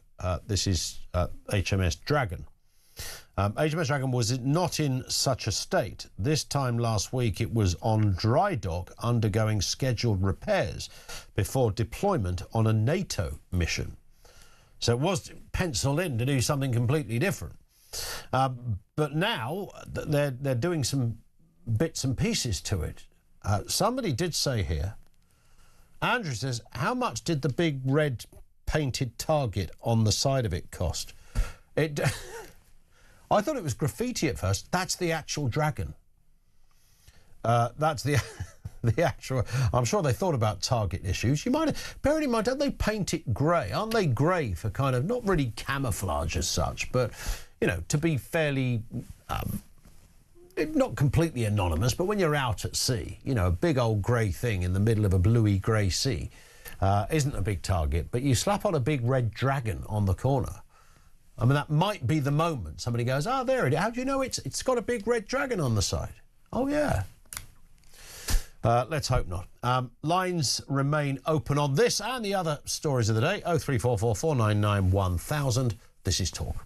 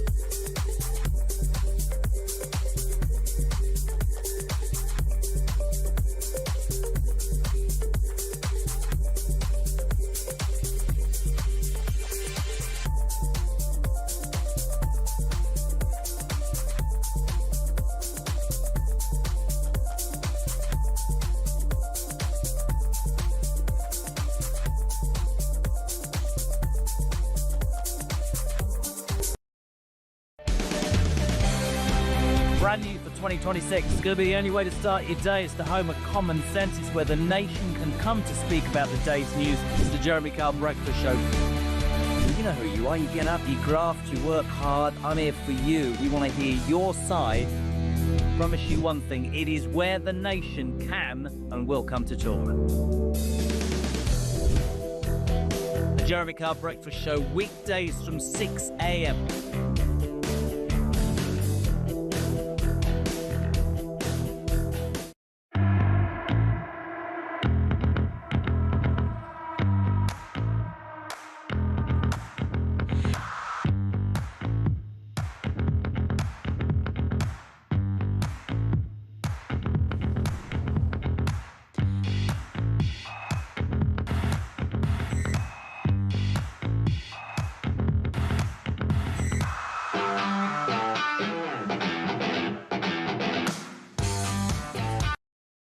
Across the UK, on DAB+, on YouTube, on your mobile, and on your side. This is Talk. This from Reg, who says, standard joke in Italy at the moment from some work colleagues of mine is, what does England's flag look like? Apparently it's a white flag on a white background. And that used to be white symbol on a white background, that should be, I think. That used to be the joke about Italy, didn't it? It was precisely that, or the French sometimes. One here from John in Maidstone. It feels like we are a third-class citizen in our own country now. Good point. and this in from Simon in Durham. You said Batley isn't the Middle East, but 58% of the estate in the area of in the east area, sorry, of the town is Muslim. Figures from 2021, so now potentially much higher, and that's really what informed this absolutely bizarre moment of. And this is the Batley story, not the Wakefield story, the Batley story, where you had this sea of angry parents that this teacher had shown a cartoon of a prophet called Muhammad, and it upset everybody, and they wanted this guy. Some of them were always baying for blood of this guy. He's got to be sacked, should be in jail, should be arrested. Right there in that, just that brief description, and I could give 100 others, but just in that one point there is the exact problem. The exact problem with this country, with social cohesion, with all manner of other issues, and it's not being recognised. And there was Steve Reed talking about Islamophobia. In the same day, by the way, this was the man talking about how we need more social cohesion. Well, one way to do it would be to kick characters like this into touch and not tolerate the hate speech of the imam we saw in Wakefield and the parents outside the school in Batley. And that's just two obvious go-to responses. Let's go to Pav in Harrow on all of this. What have you got for us, Pav? Good afternoon. Good afternoon, Ian. Hi. Just want to endorse a lot of what has already been said with regards to some of your earlier guests. The situation is quite simple. Anti-Muslim sentiment is real. Islamophobia is a myth. They're not the same because one's a theology. One is very much about protecting individuals as we do under British law and indeed any feasible standard democratic law. You know, at the end of the idea that any individual can be targeted is ridiculous based on their ethnicity or whatever. But the concern that I've got is the way that it's been drafted, which has been very, very bizarre to say the least. You can clearly tell that whoever drafted it either was oblivious to or wanted to willfully blur the lines between racism and religious intolerance. And whilst both of them are reprehensible, clearly issues with regards to race are far more serious than religious intolerance, simply because, Islam is a theology as opposed to being a race. But the concern that I've got, Ian, is, it's all well and good for the likes of Steve Reed and others to turn around and say, well, this is a non-statutory definition. But the history of the last few years suggests that actually that's a bit of a shibboleth. Because we've seen, for example, when we've had these non-hate crime incidents, the way they're being reported, whether it's misgendering, whether it's to do with something else, immediately you have battalions of police swarming your house as if you've committed the act of war, which is going to take us onto the precipice of World War III. And in particular, if we look at the potential behind this definition, look at now, for example, Ian, you and I have spoken about it many a times. If we were to criticize and critique Hamas or potentially the Iranian regime, and somebody subjectively considered that to be an attack because they had Islamic background or interest, that potentially is something which is actionable. That potentially is something which could be investigated. And you don't need me to tell you the zeal with which either the police or your regulatory body, Ofcom, potentially would open up and commence an investigation because that would deem to have been offensive. But the problem that we've got, Ian, is with regards to those sorts of things, is that it does not in any way deter, as you said, the genuine people who wish harm, not just on individuals, but to harm our social cohesion, our ideas of community. It's going to do nothing to detract them. But in addition to that, I just wonder, Ian, if they're genuinely worried about Muslims being denigrated or dehumanized, which I'm sure happens. We've seen some elements in society do that, in the same way that some elements of society tried to do it with the Jews. Then isn't this a law of, essentially, isn't this a policy of unintended consequences? Because you're basically picturing and painting Muslim people as a whole, suggesting they need special dispensation, suggesting they need protection, when I suspect and surmise, certainly from I know, that the majority of them just want to go about their daily business doing what they do. And hey, if they happen to pray 5 times a day, which is probably more than the rest of us put together in life, well, so be it. But that's the problem that you have. And to me, I mean, one of your earlier contributors said it's a politicized decision. It's hard to see anything else other than that, because at this moment in time, when, let's be honest, honest, due to Israel and various things going on in Iran, anti-Semitism by recorded definition is at its peaks, unfortunately, and little or no action is being taken. But the other problem that you have is when you put a religion on a pedestal, and I said this, by the way, about the anti-Semitism that was adopted in the aftermath of World War II, albeit it was understandable given what had gone on, you're immediately fostering and festering resentment, because then Christians and Hindus and Sikhs, to name but three, will say, well, hold on a second. Yep. How can we not get the special thing? And I'll end on this note. The other problem, of course, is the way that it's silencing the arts and critique. I'm too young, maybe you're slightly older than I am, I suspect you are, to remember the life of Brian. But I'm sure most people, other than the most devout Christian, took it for what it was, which was a satirical take on a faith which was protected on the predominant, at that time, numbers in society. God forbid somebody substituted the life of Brian with, I don't know, let's go the life of Abdul or Muhammad or something, and did the same. We know what would happen. That's the problem. We need to go back to a society where we're all equal, irrespective of our background, because that's the cornerstone of true British liberal democracy. Actions such as this are just going to foster resentment and ultimately lead us to a dystopia where many of our detractors want us to go, but the vast majority of us have ever refused to travel. Pav, great call. Thank you, Pav in Harrow, with pretty thoughtful and thought-provoking stuff. Should be said, Life of Brian did create a bit of a hullabaloo with many Christians. I think there's some... I don't know whether it was because of Life of Brian or it was predates that, because Monty Python had always messed around with religion in many of their kind of sketches. There is some sort of old footage, I think, of John Cleese and possibly Michael Palin arguing with a vicar or something on a I'm sure that's cropped up on YouTube before now. I'm not sure if that was just about Life of Brian. Jerry Springer the Opera. Now, I never saw this. This was Stuart Lee's, by all accounts. Stuart Lee and, that's terrible, I can only remember one of the possibly two, maybe three creators, but Stuart Lee. But again, I think there were definitely issues around Jerry Springer the Opera. It was a huge show, Into the West End and beyond. And Book of Mormon, I think, had a little bit of that. But there was a sort of subtle difference. And that was that many Christians that were upset by it sort of said, we don't like this very much. And they stood outside a theatre or a cinema and they waved some placards and that was it. Nobody was calling for anybody's death. Nobody, I think, was losing their mind on the same scale as Matey over there in Wakefield over the scuffed Quran, for goodness sake. This one comes in for a no name given. What about my protection? I was once spat on in a chip shop in Alum Rock in Birmingham.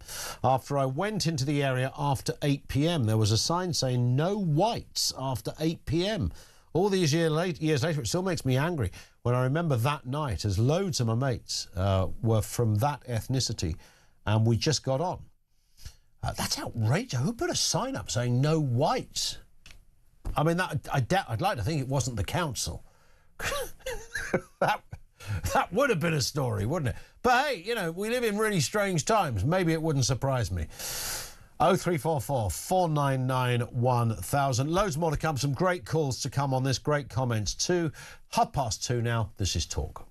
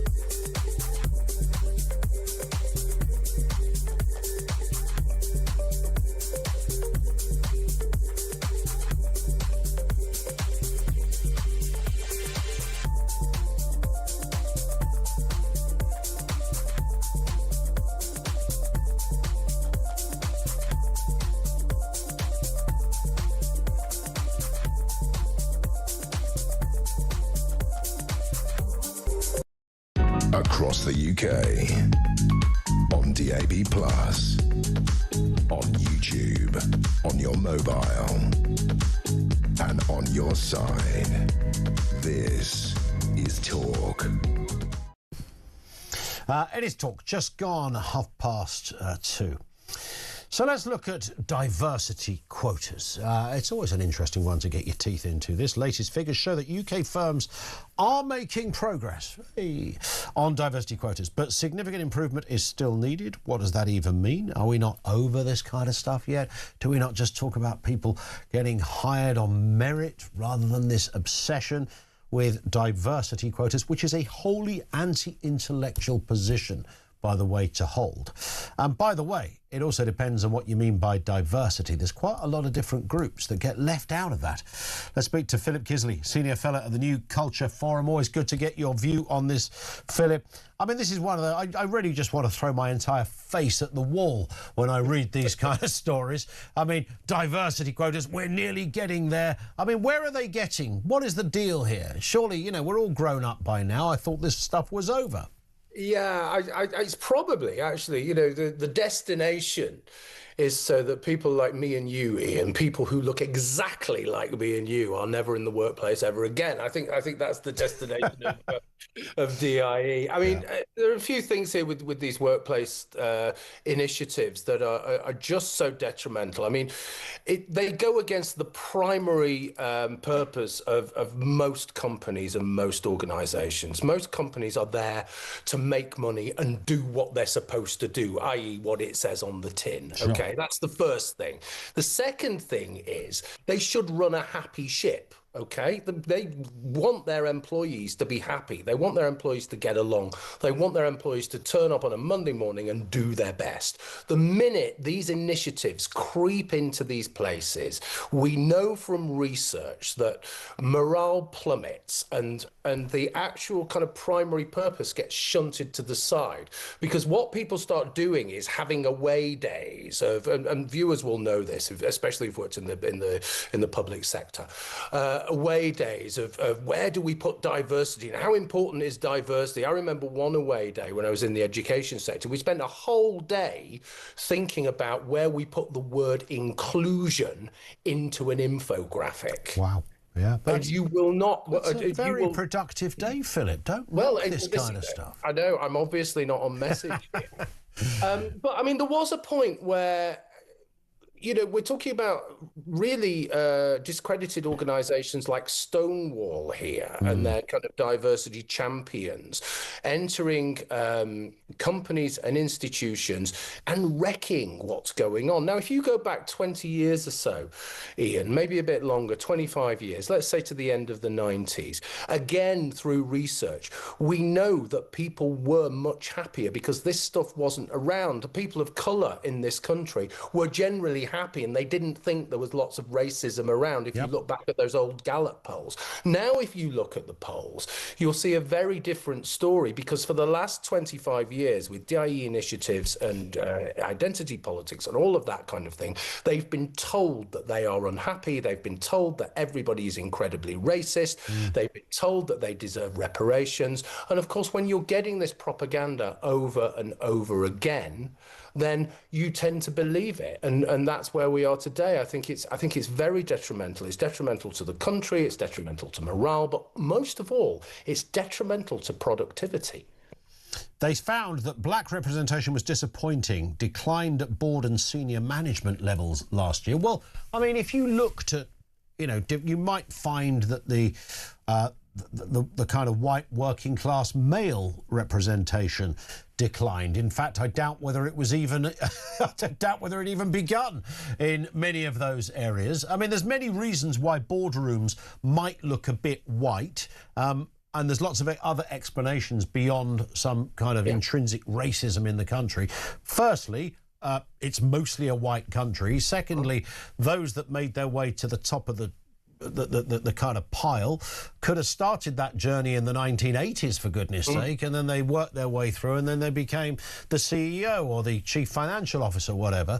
That wouldn't be bizarre that those people might proportionately or disproportionately be white. I mean, there's nothing weird about that, surely. No, there isn't, because this stuff is longitudinal, isn't it? Especially at the top, as you've just said. But I think what you don't want to do is exclude people, all right? You want to give everybody the opportunity to do as best as they possibly can. But what you then don't want to do is to start some kind of bizarre social engineering at a company level that brings precisely the wrong people in for the job, because you are not looking at what they can do, their temperament, their intellect, and so on and so forth. You are just looking at, one, the color of their skin, or two, their sexuality, or three, if they're trans or not. You know what I mean? So there's this kind of bizarre kind of self-defeating purpose going on here. But I just come back to the point you made about white working class men. I think it's a really, really important point. All of this stuff is done at their expense. It's the point I made at the beginning of this conversation. I was being facetious, but I wasn't being that facetious, right? If you go out into the town centres and the city centres, and particularly in London, if you're walking through London, who do you see who are homeless? It's white working class men. They're massively overrepresented there. Who are killing themselves, Ian? It's white working class men who are depressed, who are not going to university, who are struggling, whose IQ is actually falling because they're not engaging, they're not part of the culture. It's white working class men. So if we do have a DIE initiative that is worth its salt, it should be getting young men back into the education system. It should be giving them a chance. They do not have the same kinds of safety nets that everybody else does, because they do not have the identity that allows them to have it. Indeed. Great points, Philip. Thank you very much for your time. Philip Kisley, he is, of course, Senior Fellow at the New Culture Forum. I suppose you file it under under that kind of category of the world's gone absolutely nuts. Yes, you want to employ the best person for the job. Is it true that if you are a CEO, whether you're male or female, whether you're black or white, brown, whatever your background, you are likely to employ people? This is the kind of unconscious bias argument. You're likely to employ people who are kind of a bit like you. So if you do an interview and you went to a nice private school, you played a lot of rugby with the boys, and, fella comes in for an interview, here comes Bo for an interview, and you think, yes, what school did you go to, Bo? I went to Wellington Academy, whatever. Yes, I know. Did you play rugger? I did a little bit of that. Fantastic. Yeah, me too. That may well create a like-mindedness where you think, I'm going to employ Bo because he likes rugby and he's very intelligent, had a good education. And do you know what? That's going to happen. And I don't have a massive problem if that's going to happen. If there is somebody else who is so obviously better than Bo, and Bo's rubbish, then don't employ Bo. I think that's the general rule. And I'd like to think most CEOs, if they're looking for someone, who's going to be good at the job and make them a lot of money, even if they have got a lot in common with Bo and his rugby proclivities, they're probably not going to employ him if he's just hopeless. So employing somebody who's got elements of them that you kind of recognise and think, well, yeah, I'm good. Why is that such a bad thing? If you're comfortable as the boss employing somebody you think, he thinks a bit like me, similar background to me, yeah, bingo, I'm going to employ him. Is that a bad thing? Now, of course, if you did it all the time and you didn't consider people who had greater qualifications or a brilliance elsewhere that they could give, whether they're black, whether they're brown, whether they're white, working class, then sure, of course you've then got to have a word with yourself and say, mate, you're now employing rubbish people. That's not a meritocracy, that's just stupidity. Do we need legislation in this big area? Let's go to Matt in Cheshire on DEI. What are you thinking, Matt? Afternoon to you. Hi, very good afternoon, Ian. Afternoon. Firstly, can I, on your little video of the Islamist guy, I wrote a poem the other week about Quran burning. So can I read it here? Yeah, I think you should. It's burn a Quran, burn as many as you can. If you can't burn enough, you can always hire a van. Burn a Quran, so much smoke you need a fan. Don't let a foreign god influence an English man. Burn what you like, burn how you feel, burn any text, or they come for you next. and it's just a satirical look at. That's pure M&M, mate. I'm telling you, that is, yeah. Look, and you could, and I'm not saying this to be on balance, I'm genuinely saying this. I love lampooning religion because I think it's the greatest marker of our freedom of speech, because this is the one area so many countries in the country still burn people alive should they cross that line. The fact we live in a country where largely you can do what you just did is fantastic. If you said it to that fella we played on the video, he'd, as Minan would say, he'd have your guts for garters, Matt. That's exactly why I wrote it, and I wrote it the week that Turkish guy was nearly going to go to live in America because he'd been sort of dismissed by the High Court. And I just thought, we're not going to be told what to do, and nobody's going to tell me what I can and can't say in my poems. So I'm just going to say exactly what I want, and that's how I'll continue. And that's how Pam Ayres made her money. Yes, some more cultural reference for the kids. Yeah. Thank you. Thank you, Matt. Finn's now looking up Pam Ayres.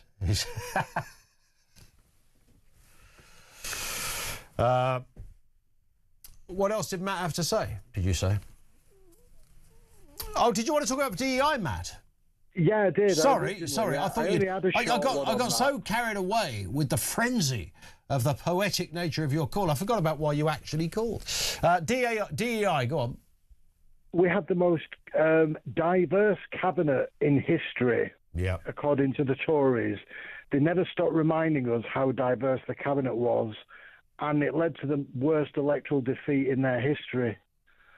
So sometimes, perhaps, a white, middle-aged, older gentleman or a lady or someone of a certain colour who might be the best person for the job always betters the fact that they're continually going on about how great this diverse cabinet was, and it led to the total obliteration. But I don't know whether that was... The one thing about the Tories is that they've managed to tick all of those boxes without actually trying to tick all of those boxes. I mean, Rishi Sunak didn't get the job because he's brown.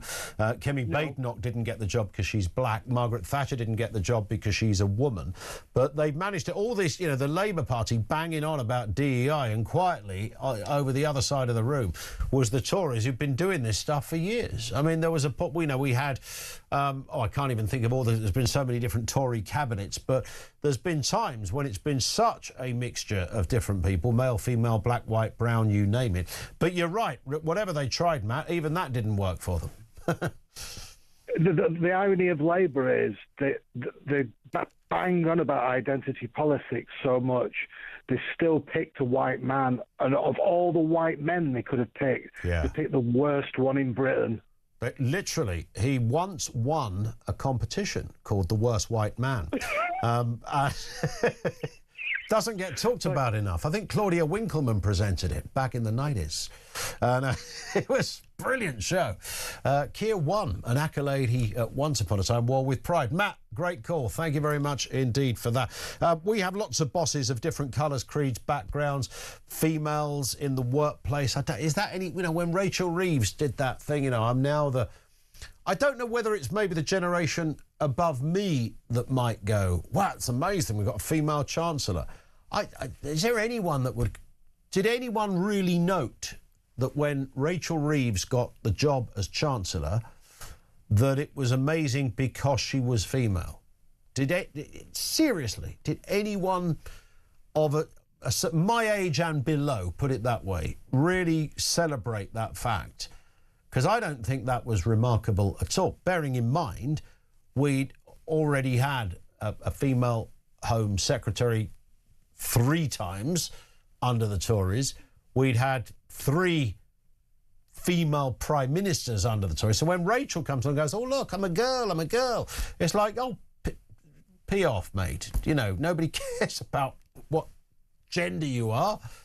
Just be a chancellor. Let's not worry about that kind of stuff. 0344 499 1000. Are there certain things that men are better at than women? I don't know. No. Yes, maybe there are. Somebody said at the weekend, I was watching something on TV, somebody said, listen, women are better at listening. That's right, I was watching the 1% Club I got right down to 10% as well. I was clean sweep, got absolutely hammered on the rest of it. Complete injustice. I've written to ITV. Somebody on there was a driving instructor, and what's his name? Lee Mack said to the person in the audience, who are better to teach drive? Who's best to teach driving, men or women? And he said women, because they listen more. So I wrote to Ofcom at this act of blatant sexism. I thought, how am I broadcasting that? But then I did think afterwards, because my other half, who was sitting also next to me at the time, because we lived together, she just sort of went, yeah. Like, it was a little kind of, yeah. And I thought, did she just go, yeah? Was that like an involuntary endorsement? Yeah. It's like one up for the girls. It's like, I don't know whether it was or not, you know. I don't know. Are male comedians funnier than female comedians? Finn, answer to that? I'm glad my humour did work on Finn, at least. 0344 499 1000. Back with more from you coming next on Talk.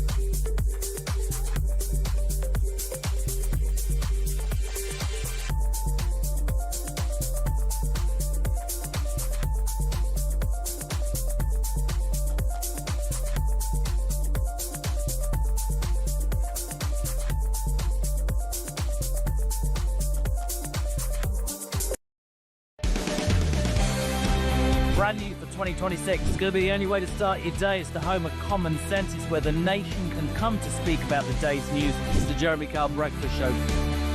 You know who you are. You get up, you graft, you work hard. I'm here for you. We want to hear your side. Promise you one thing. It is where the nation can and will come to talk. The Jeremy Kyle Breakfast Show, weekdays from 6 a.m.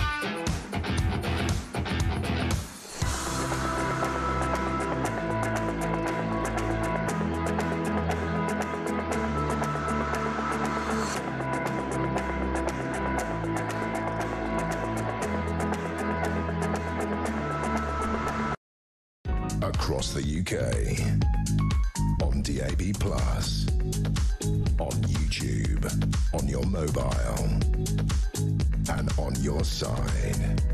This is Talk. And it's just gone 10 to 3. We've got the voice of doom. It's day 26. Is it, Amy?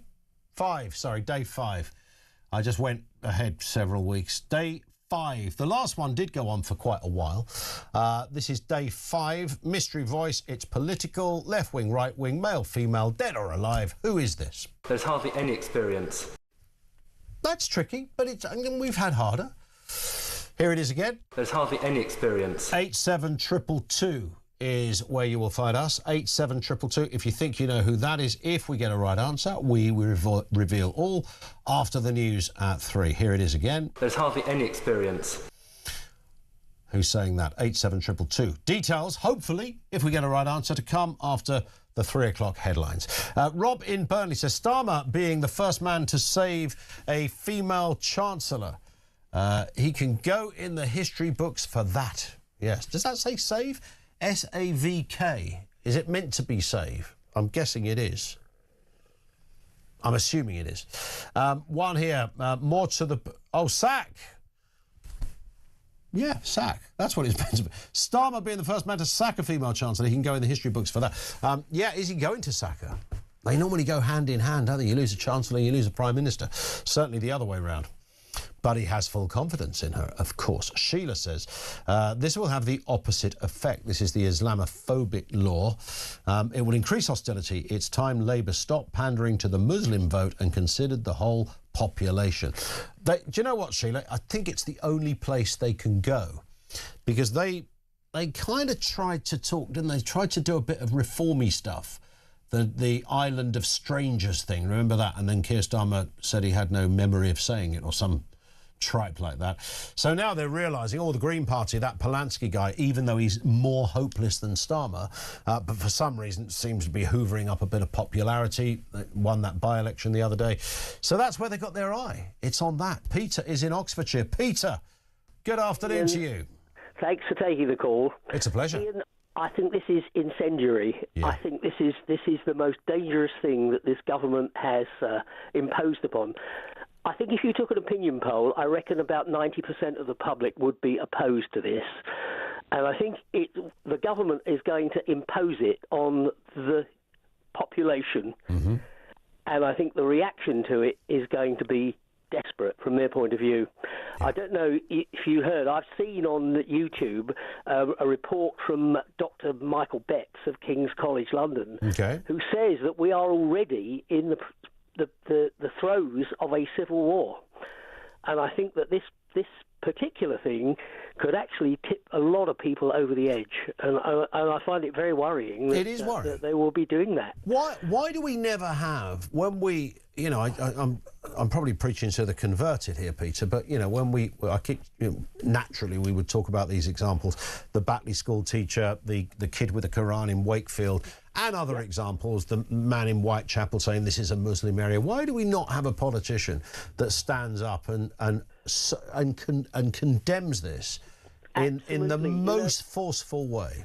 I was actually going to refer to the Batley case because not only did Tim Ledbetter not actually say anything or any of the institutions in support of the Batley grammar school teacher, it needs to be remembered that the Labour Party put out a leaflet during that campaign showing Boris together with Prime Minister Modi. That couldn't have been designed to create social cohesion, I would have thought. Well, you wouldn't have thought so, would you? No, exactly. Bearing in mind who he was pictured next to. Absolutely. I mean, they complained about the Greens using it, but the Greens actually simply outplayed them at their own game. Yeah, absolutely right. I don't know. Maybe it's because, again, Ledbetter and others. I mean, you'd imagine one of her own constituents is in hiding. I would assume that involves changing his name.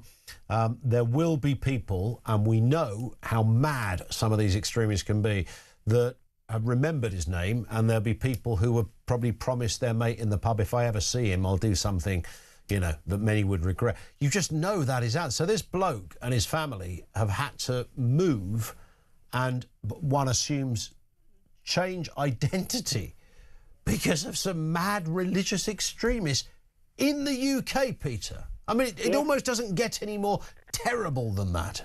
Exactly. I suspect he's no longer a constituent.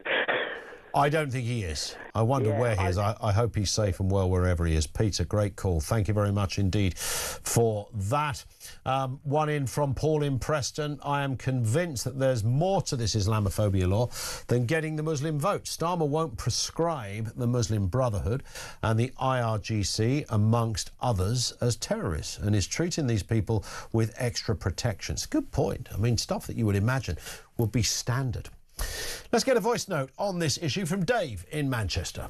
This anti-Muslim hostility law, this is nothing but an anti-reform big stick to beat Nigel Farage with. This is all it's going to end up, is just a huge, great big stick for the media and for everyone else to turn around and say, reform, white man, bad. Loving the show. Good man, Dave. Thank you very much indeed for that. More where that came from in the next section. Ricky says, now that we have a law against Islamophobia, these lunatics should all go all the way and apply it to other religions. That should help get them out of office. The funny thing about, religious criticism is that it should be the most empowering right that we have of citizens in a first world Western democracy, that we can do things like that. And it doesn't mean you personalise it and, start shouting obscenities through the letterbox at the local vicarage or doing something nasty at the mosque. That isn't criticism, that's just unpleasant. And much of that stuff is already illegal, but you take the point. Coming up, have we got an answer to the voice of doom? There's hardly any experience. 87222 if you think you know who that is.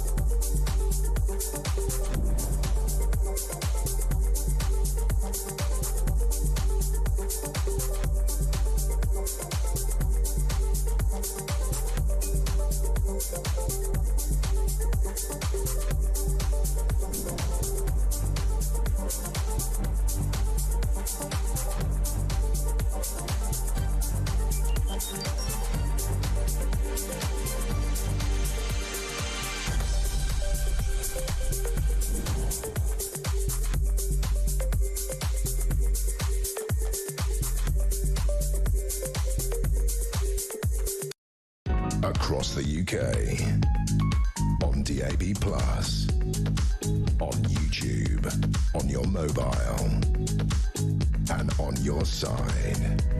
This is Talk.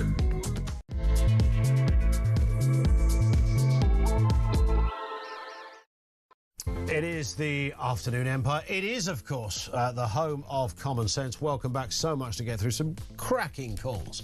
There's nowhere else on the planet in this nation, anywhere that gets the kind of response and the common sense calls that we get here. So thank you to everybody who gets in touch, either whether you message, voice note or call.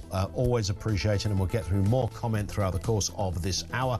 We are naturally responding to the new blasphemy law that has come in. Oh, don't call it that, because it's not a blasphemy law. It's just about making sure that there's no Muslim hostility, which, by the way, is already an offence. If you are racist, if you are violent, if you are awful and horrendous to somebody because of the colour of their skin or their religion, that is already correctly illegal. OK, this goes so much deeper. We'll have more on that. What do you make of it? Is it a blasphemy law by the back door? Comments to come. Also, Defence Secretary John Healey announced yesterday that Britain is escalating its response to Iran. They're doing this by deploying, finally, the destroyer HMS Dragon to Cyprus. But not now, not today. It's in the next couple of days. If you're watching visually, that's live. It's got a bit foggy over there in Portsmouth, hasn't it? Since we last looked. There it is, ready. Is that not live, that one? OK, oh, that's not that foggy then. We had a live shot. There you go, now it's live. It's not so foggy. Now it's foggy, now it's not. That's Portsmouth for you. So yeah, there it is, ready to go in the next couple of days, by which time the war might be over. We'll have more on that. And MPs have rejected an Australian-style social media ban for under-16s. The House of Lords actually backed it, but MPs voted against it 307 to 173. We're also going to be hearing, we hope, in this hour from Darren Jones. He is the Chief Secretary to the Prime Minister, Labour MP, of course. He's making a speech on digital ID, speaking as we speak. So we'll get whatever lines come from that. But he's certainly giving some kind of update on digital ID. But what will it say? What will it mean? We'll bring you the full details shortly. I think what he's doing, by the way, from what I can gather, because I did get a press release earlier, but it was embargoed till 2:30, so I couldn't mention it at the beginning. I think he's looking for everybody's help in order to put this thing together, so that digital ID comes with the assistance of the community. I don't quite know really what he means by that, but he's certainly due to talk about the British government will be asked to have the British public will be asked to have their say on the scope of digital ID. Well, I think we can all answer that, can't we? Don't do it. There you go. There's our say. Sorted. 0344 499 1000. Can we come back then to social media? As a parent, utterly fascinated by not just social media, but online content. It's interesting how social media hoovers up the headlines on this. But all the while the internet is there, then I'm not absolutely sure what just banning social media would fully achieve. It might do a bit, but MPs certainly rejected it. This was the sort of Australia-style media ban for under-16s. House of Lords did back it, but MPs said no. It's 307 votes to 173. Jonathan Taylor is child safeguarding consultant. Jonathan, good afternoon to you. Good afternoon, Ian. Good to speak to you again. And you too. Nice to have you with us. I mean, it's quite a lot to unpack in this story, isn't there? And different people coming from different angles. And if you are a parent, as I am, of a 7-year-old and a 12-year-old, I know all about what's coming. But we're perhaps a year away from this getting more serious for us. But we all recognise there's a problem. What is hard is settling on the solution. Would that be fair? It would be, and we've got the two arguments that you'll hear all the time and being discussed. Do we ban social media, and do we have a smartphone ban in schools? Well, actually, we have a smartphone ban in schools. Schools will have policies, and if they're breached, there's something will be done. Banning social media, a bit like Australia. Well, Australia have only, as we know, banned 9, 10 platforms, and some of the worst platforms are the AI companion. That isn't being touched by them. Yeah. So I think what we've got to understand here is there are solutions here. Things that we know where the dangers come from, which will be certain individuals, not the vast majority, but certain young individuals who, as we know, are infinite scrolling or doom scrolling, which means recommended algorithms and monetarizations come in, which means they're going to see more and more of something that isn't very nice. Well, why not legislate against those two specific things to stop the draw or the appeal of scrolling. Yeah, you're going to get your online content creators up in arms because they won't earn as much money. But that's the sort of thing to do rather than going, let's just do this blanket ban on social media, because that won't work. And it's very interesting listening to the likes of, you know, I suppose Elon Musk is the most prominent example of this. And don't get me wrong, I hear what he says. Look, you know, the minute you start banning stuff, you go down a really tricky rabbit hole because, of course, what is offensive to one person is not offensive to another. Is it the right of a private company to deprive full-grown, informed adults what they can look at and what they can't look at? You know, and how do you define offence? You get into all of those kind of questions. And I sort of understand that, and I sort of don't understand it, because there's a bit of my, I'd like to say, decent brain on this, Jonathan, that says there are some things that are demonstrably unpleasant and do not need to be seen. Someone having their head blown off, a child being sexually assaulted, graphic pornography, children being beaten up in the playground by other kids. I don't know, you know, I think, I'm sure we could all settle on a list of, say, you know, 20 bullet points of stuff everybody would agree is not nice. Totally agree. And if we could get the platforms, now, you'll hear the argument, well, the Online Safety Act, that brings in, quite correctly, you've got Snap, you've got Meta, you've got X, you've got all these big platforms that they say, well, we're doing what we can. Well, they can do more. Plus the fact, if you think about, I mean, I'm sure that, Ian, you've seen the way and know how recommended algorithms work, and I've tested them. I'm not a fan of X anymore because it always leads you down to seeing a video that you haven't really asked to see. Yeah. But the way the recommended algorithms, where they direct you and get you there, because the more extreme you see, the more you might want to see. So I think, quite correctly, let's put pressure on the platforms, which we're doing, but let's also legislate, saying, actually, we're going to legislate against you using recommended algorithms. I guarantee that will prevent an awful lot of doom or infinite scrolling, which will prevent the possibility of some of this horrendous videos being seen by some possible victims. Yeah. I mean, sometimes I'm quite nervous now. If I'm sitting on a train and I'm looking at X, and you might click on a video that you do want to see, but you don't know what the next one coming is going to be. And it's not always based, clearly, I know from my own experience, it's not always based on something you've previously looked at. Sometimes just the most random, horrendous thing will appear there of abuse, whether it's animal abuse or somebody doing something horrible to, like I mentioned, the kid in the playground. I don't think it would be that hard to say, right, okay, the algorithms on these forums, we don't want, you know, we don't have pornography being sold in Marks and Spencer's, because it's not appropriate. You know, people can seek their own sort of way out for that. Would it be that bad to say, right, okay, X, Meta, Snap, all you guys, you know, make the algorithm, you can do AI, you can do all manner of things. These places are porn-free. You know, they're adult sites, but kids use them. Why would kids be allowed to access porn? Exactly that. I mean, you look at the definition of what does somebody view deliberately or accidentally. And what we're trying to prevent, what I'd like, is the accidental viewing. Yeah. You know, if somebody deliberately wants to go onto the internet and look at pornography, they can do it of whatever age they are, whatever the governments say. So what we're trying to prevent is the accidental. So you can scroll without worry that you're going to have to say, oh, I don't want to watch this. Yeah. So that's the sort of thing where technology needs to be used. And the AI side of it, well, AI isn't a human being. AI will use things like AI companion, which is like character AI. That uses natural language processing, which will react to the individual. These are the worries. That's my worry for the future. Not so much these, but we can do a lot more. And I think the government should know this.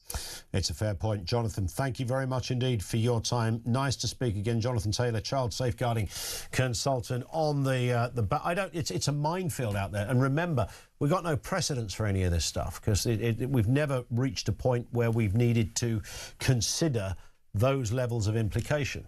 When the internet was invented, there were some warning shots fired about the availability of pornography. And for those publishers that made glossy magazines and sold it on top shelves, they must have thought, my business is about to crumble, because that's where it all is. And it's free online. So that would have been... But of course, when that first began to happen, people weren't walking around with a high-powered computer in their pocket. Now everybody is, and so are children, in your mobile phone. So everything has changed. If you got rid of social media altogether, you're not going to get rid of all the bad stuff, because the internet is still there. And if a kid wants to seek out, I don't know, gunshot wounds, videos, a page will take them there. I mean, it will take them there like that. So how do you ever control that? Do we now just have to live in a world where, you know, we settle on the raw fact that from about the age of 8 or 9, even younger for some kids, but 8 or 9, when they know how to... Younger kids know how to use an iPad. They wouldn't necessarily know how to go and find a web browser and search for something. But when they get to 8 or 9, they might... Do we have to just settle on the fact that's now when you grow up, that 9 is the new 16? Because there's no way you're going to ever beat it without literally banning the internet. Alan is in Aberdeen. Back to that Islamophobia story. Alan, what have you got for us? Hi. Hi, Ian. I see there's no such thing as Islamophobia. What there is a fear of is the truth and the facts. They're going to try and silence people like you, people like me, who stand and point out facts and stand with victims. Yes. I mean, for example, I've interviewed countless IS. I deal heavily with the victims of them. Under this new laws, they'll be screaming that not only myself, but the victims who are saying what they're saying are Islamophobic, are racist. But I fear that this is trying to silence and stem debate. Yep. It's a fear of the facts. The Muslim Brotherhood are laughing. You know, I mean, absolutely laughing. I dread to think who they're going to be putting in as the so-called Islamophobia czar. Wouldn't surprise me if the ship Shamima Begum back and gave her the bloody job. Yeah, she's got the qualifications. Maybe Anjem Chowdhury could help her out along the way as well. But people like you and your show and everybody who's reporting and, you know, given both sides of the story, you know, a voice, they're trying to cancel us. This is a fear of the truth. Yeah. You know, it's tell me something. Why are we not bringing in a Christian phobia law or a Jewish? You know, you just need to see what's going on our streets. It's okay these days, you and me are Islamophobic if we're proud of the British flag, for God's sake. Yet you can walk our streets flying terrorist flags in support, yet, you and me are the enemy. You know, there's no such thing as Islamophobia.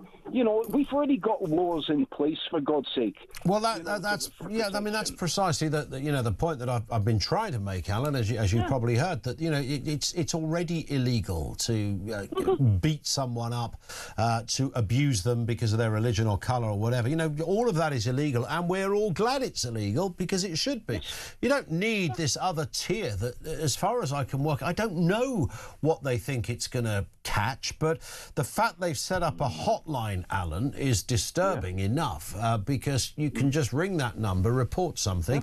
You might get a knock on the door from the police and discover that you're in the sort of non-crime hate incident department.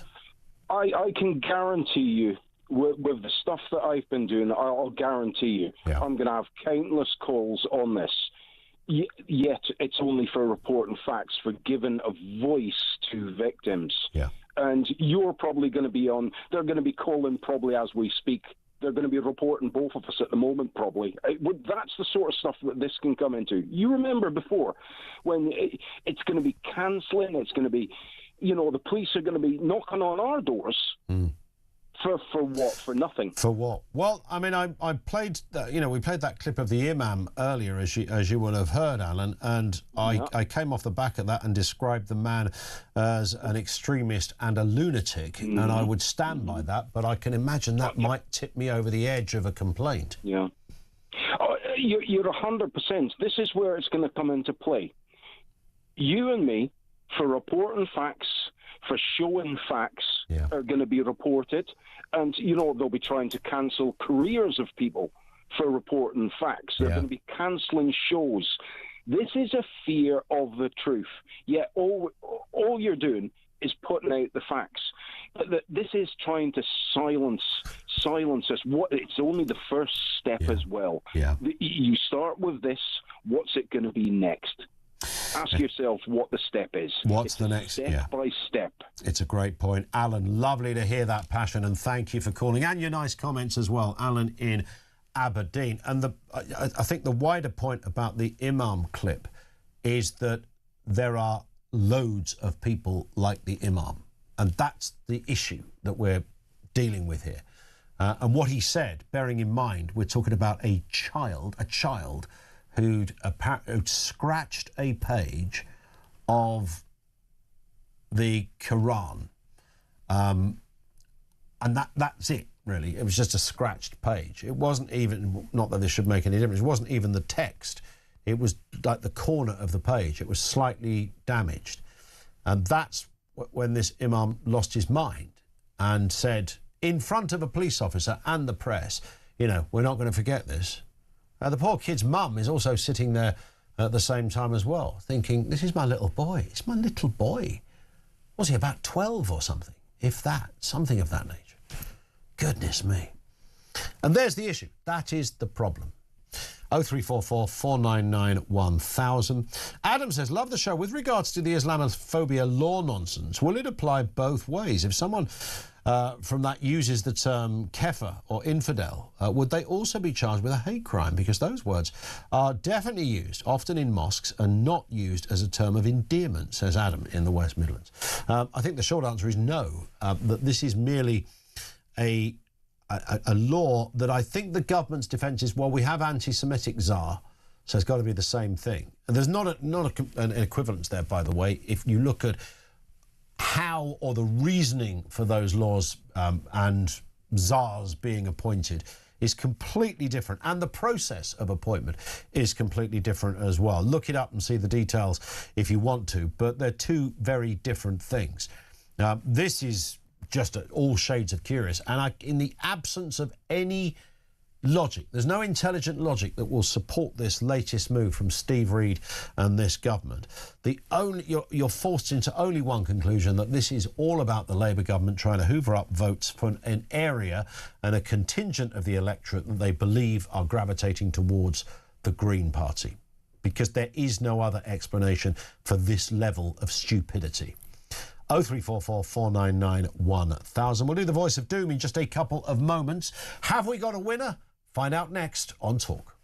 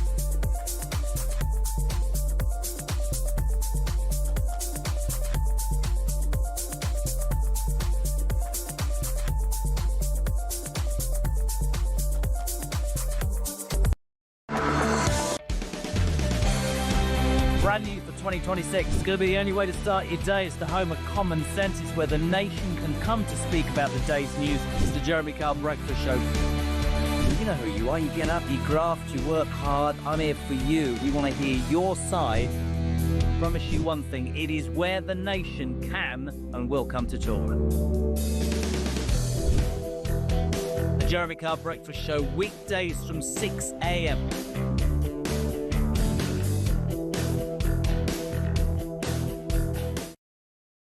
across the UK, on DAB+, on YouTube, on your mobile, and on your side. This is Talk. Let's do the voice of doom then. So before the news, it was day 5 of the new mystery voice. Remember, it's always political. Let's have another listen. There's hardly any experience. Was that the one that sounded like Rishi Sunak, or was that the previous one that sounded like Rishi Sunak? I think it was the... Oh, it's this one, isn't it? It's the word experience. Sounds a bit Rishi-like. No one's guessed Rishi Sunak. It's not him, by the way. Oliver Dowden, no. David Miliband. I can't tell you how many people guessed or tried to guess David Miliband. It's not the right answer. Michael Fabricant, it is not. Stephen Day, no. Not sure I know him. Zach Goldsmith, no. Tony Blair, no. Stephen Timms, no. Charlie Rowley, of course, is a political commentator, not a politician, but he's worked in politics. No, it's not him either. We have not got a correct answer, so it rolls over for day 6 tomorrow, right here on Talk. Joan's in Sunderland. What have you got for us, Joan? Good afternoon. Hello, Ian. About this new, whatever it is... Yeah.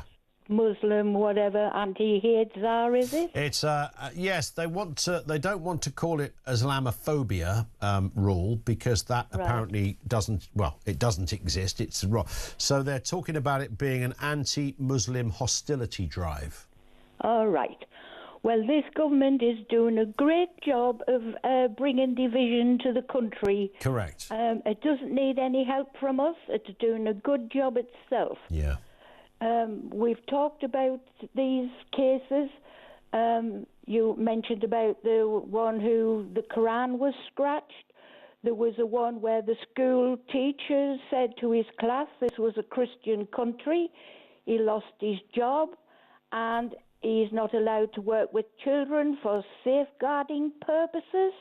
We hear this all the time, and to be quite honest, I am fed up of it. And I watched a talk over the weekend, and there was an Australian politician, and what she said was profound. Criticism is not racism, and we've got to remember that. Yeah. Keep that in mind. And this is Starmer. Starmer, we see you. This is you trying to get a blasphemy law through the back door. And one good thing I would like to say to you, you wanted the position of Prime Minister. Why don't you be Prime Minister, but to the whole of the United Kingdom, without fear, favour, level playing field, no special treatment for one particular ethnic, religious group. Be Prime Minister to the whole country, and if you can't be, go. Yeah, it's a fair point. It's a completely fair point. And I don't think you would... I can't think of many Hindu or Sikh or Jewish or Christian leaders that we could name or point to. If we were looking for a clip of an you might find one in America, some mad old evangelist who's almost knocking at the door of the KKK. I get that, but when it comes to preachers saying wacky and weird stuff, then the extremists over there in Islamist HQ, there are many of them, and there are many supporters of them as well. Joan, thank you very much indeed for that. 0344 499 1000. We still have got no latest news on HMS, what's it called again? Dragon, which is in Portsmouth. And it's going to be leaving in apparently the next couple of days. And I was just thinking about this, that whether we would have... they normally launch a ship with a bottle, don't they? The champagne. Maybe you could just put Ed Miliband on the end of I don't know, tie his legs on it and let it go. Maybe not. Are we going to have Keir Starmer down there in Portsmouth? You can have the old kind of, and the assembled masses are down there in Portsmouth. It's going to be a special day for the Royal Navy. His Majesty's warship is ready for the off, and we cross to the Prime Minister as she goes. 5, 4, 3, 2, 1... And there it is. That, of course, that was, of course, his greatest hit from turning on the Christmas lights in his first festive season in Downing Street. But yeah, get him down there with Ed banging on the side. Goodbye, everybody. They kind of sound a bit, they're like open the same packet of voices when it comes to Ed, Rachel Reeves and Keir Starmer. Michael is in Birmingham on this issue of Islamophobia. Michael, good afternoon to you. Good afternoon. Hope you're well. All good. I hope nobody's made this point before. The Islamophobia thing and the laws surrounding it and that. To be honest with you, I mean, I'm a man of religion too. I'm not a Muslim. But I don't see why anybody should be, even under free speech, should be insulting religion or ridiculing it. You know, mate, that was for the comedians back in the 60s and 70s, really. But that being said, I don't think this law is about that. I think this is another way of silencing dissension because, trust me, this will be expanded to the workplace. If you've got a colleague of that religion who isn't performing well, you complain, you report them. What's going to be the defence mechanism? We've already seen it used in the justice system, you know, and other walks of life. And I think this is another way of reinforcing that. Yeah. It's basically an extension of DEI or diversity, and it's just a way of shutting down that debate. I don't think specifically about the religious aspects of religion of it. I mean, you know, if you've got a noisy neighbour and you report them, they'll come back at you and the cops will arrest you. You get what I mean? That's yeah. So that is your fear that it is sort of in that category. And you can hear the politicians when they visit those communities that are heavily Muslim communities almost bragging about this, saying, you know, we said we'd protect you and we have. Well, it depends who you're protecting. You know, I don't want to protect extremists. I don't want to protect... And all the other stuff, as we said many times throughout the show, Michael, is already covered by law. Exactly. And it's just a way... I believe it's called Godwin's law, isn't it? Something about shutting down the debate, do something like... Oh, you know... Yeah, Godwin's law is usually based on Hitler, the first person to mention Hitler in an argument. And it's kind of... But it's in that... It shuts the debate down, you're right. Yeah. So you know, if you look over to the States, which, you know, often does things slightly before we do, what's happening over there in Minnesota? I mean, you know, the left wing have been saying that's racism, it's religious-based. Well, no, it's not. It's based on people defrauding $9 billion. Yeah. But you know, over here, with this law, trust me, it won't just be about people walking up and saying spiteful things about people's religious beliefs. It would go through every sector of society. You can't criticise a work colleague. You can't criticise a neighbour. You can't criticise a criminal, whatever. If they're of that characteristic, because they will use that as a defence, and you'll be the one getting a rap for it.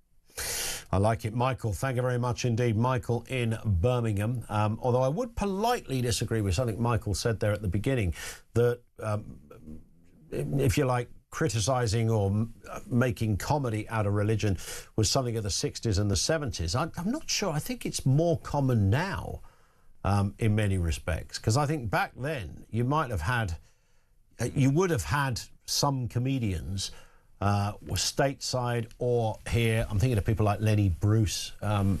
It's just great. I think Dustin Hoffman played Lenny Bruce in a film. Just follow that story, because that's, you know, he was an amazing comedian. He used to have to do comedy pretty much with the FBI in the room in case he said anything so bad. And over here we've got the Python stuff, and that was the week that was it called? This is before my time, believe it or not, as well. But all of that kind of more, you know, when satire sort of arrived on TV screens in this country, there was some of that. But I'm tempted to say that if you look at comedy now, you would, maybe up until relatively recently, I think you would find more observational comedy that would be based on the lunacy, as some people see it, of religion. But perhaps that's maybe it has gone a little bit, because I think people could have done that when they're criticising vicars and priests. I think that gave that was comfortable terrain for comedians to have a pop.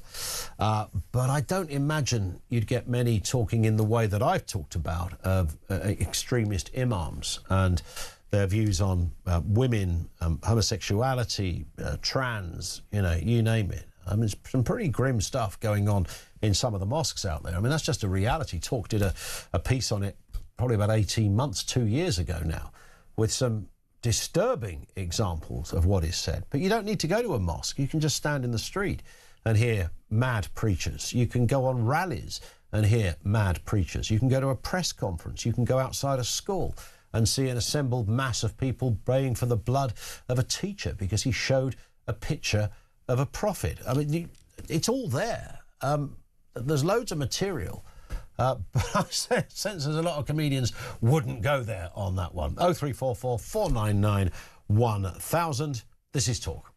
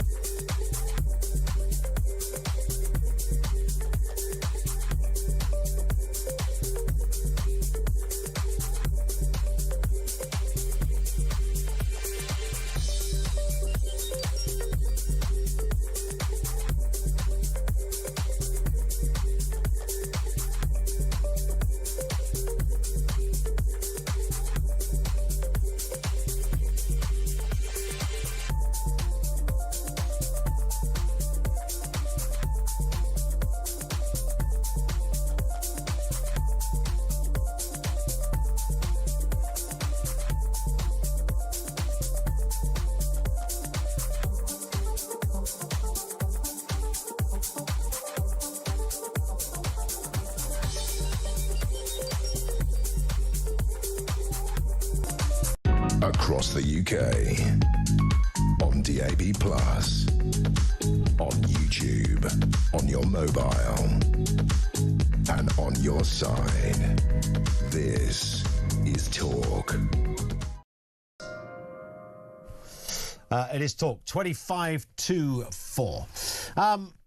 Volkswagen. Terrible news. Cutting 50,000 jobs by the end of the decade after the German car maker scaled back its electric car ambitions. Volkswagen is racing to cut costs as it grapples with fierce competition in China, where else, slowing demand in Europe and the impact of US tariffs as well. Let's speak to our friend Steve Berry, motoring journalist, former Top Gear presenter as well. Steve, we've spoken about this multiple times now. You predicted this. The direction of travel, it was never going to be a comfortable one, and it appears that Volkswagen are perhaps maybe the most high-profile case of late to show the real difficulties that this sector is suffering at the moment. Well, of course, Ian, we divested ourselves of our volume motoring companies about, 30 years ago, maybe a bit more like 35 years ago, when, if you remember, cheap, highly spec'd, reliable cars arrived from a place not so far from China. Japanese cars arrived in the UK and amongst other places. Now, I noticed that in Europe, the buying public seemed to be a lot more loyal to their local manufacturers. I started travelling around Europe. I don't know about yourself. I started travelling as a journalist to Europe in the 80s. I noticed that Italy was still full of Italian cars. France was still full of Renaults and Citroens. Yeah. Germany was full of Volkswagens, Opels, of course, and BMWs, with the odd Mercedes. We embraced better cars from Japan quicker than the rest of Europe, and we are embracing better value for money, more stylish and better equipped electric cars from China before the rest of Europe again. Wow. So I mean, do we just write this off, Steve, as, capitalist forces, market forces, customer appetites, and it's as simple as that? Should we be more loyal when it comes to brands? What's the deal here? No, I don't think so.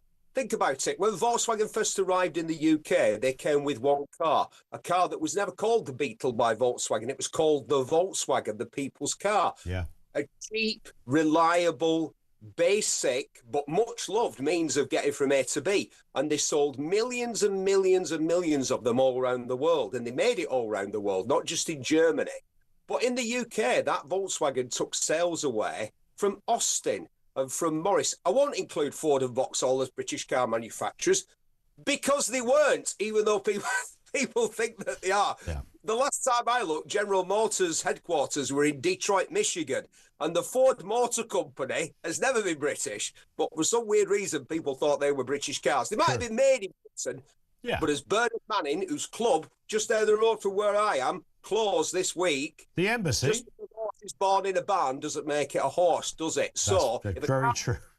It's made in Britain, it doesn't make it a British car, does it? Yeah, indeed. But of course, it's still good for the economy. Yes, I acknowledge that it does give work to British workers, but I think you put yourself you're on a hiding to nothing. Look what happened with that Nissan plant up in Sunderland. The most efficient, the most effective, the more, regularly winning awards within Nissan for efficiency and quality. As soon as Nissan see a downturn, which is the first plant that they want to shut? Yeah. The one that's not in Japan. And that's always going to happen if you're a client manufacturer. If you make that for another country, a firm owned by another country, you're always the first to go when there are problems. Let me tell you something quickly. I was at a dinner about 6 months ago at a 5-star hotel in one of the nice parts of either Scotland or Wales, I won't say which one. A lot of people had gathered to drive their supercars. In the car park, there were Ferraris, Lamborghinis, Bentleys. Nice. At dinner, I wasn't in that. I was in an old Rover 75. Anyway, at dinner, I was sat next to a man whose family-owned business has been selling quality German cars for the last 40 years. And he said, do you know what, Steve? The Chinese are coming for that volume car market in Europe. Yeah. And in fact, around the world. Well, I don't know. I think Trump will keep them out of the States. But they're coming for that market in Europe, and they are prepared to lose money for 5 years, 10 years, 20 years.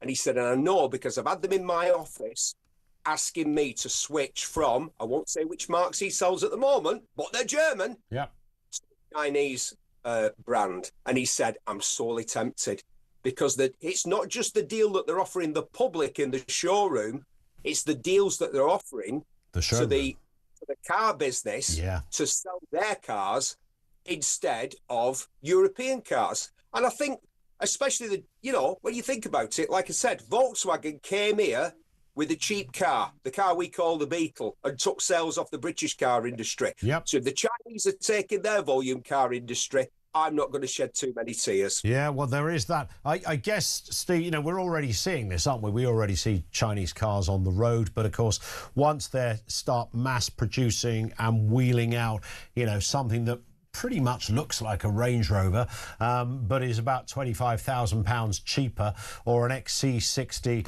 that's about 20 grand cheaper, etc. Once those models are out there, it's obvious what customers are going to do. I think there'll always be a market for luxury cars and sports cars, and we're kind of handily placed for that because the British car industry, i.e., I was going to say British owned, there are so few car makers that are British owned. But, Ian, we make McLarens, we make Bentleys, we make Aston Martins, we make Rolls Royce. They are the envy of the world. They're a tiny percentage of the world market for cars. But if I was France, or I was Italy, or I was Germany, the last industry I'd want to be in is volume car manufacture. Because the Chinese are coming for that market, and they're just going to take it. Spot on, Steve. It's a gloomy point, but it's a very real one. Thank you, as ever, Steve Berry, the motoring journalist with us here on the programme. Everybody will... last time we talked about this, and I think with Steve... quite a few people got in touch and said, but the problem right now is that you can buy one of these kind of Range Rover-esque sport Chinese versions. It's a lot cheaper. But you won't be able to service it anywhere because there's nowhere that's doing that.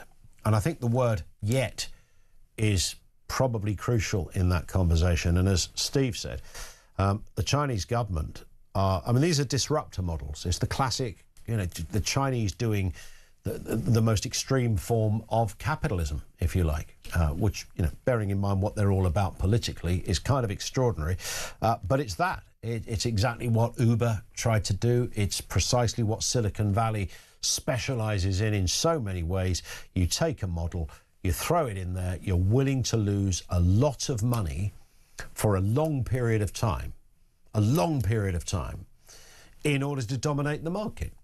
And you find that with, I was having a chat with Steve McNamara from the Licensed Taxi Drivers Association just last week. We had a little coffee over the road, and you know, those days that I used to warn about this on the radio, you know, people would go, "Oh, jump in an Uber. It's like £5, where it would be 15 quid minimum in a black cab." It's like, yeah, but do you not understand? Quite aside from the fact you're going to get mostly a hopeless driver, and it would be nowhere near as safe, and the bloke won't know where he's going without his tom-tom. Other than that, that's not going to stay the case for very long. And here we are in 2026, when that increasingly, in fact, in many more and more examples where it's not the case, which is why you should jump in, if you come down to London, jump in a black cab, because it's the safest and the most reliable form of surface transport anywhere on the planet. You won't beat that group of drivers for a skill set. It's up there like nothing else. But the point is, the Uber model was the disruptor. And as they've disrupted, they've upped the prices.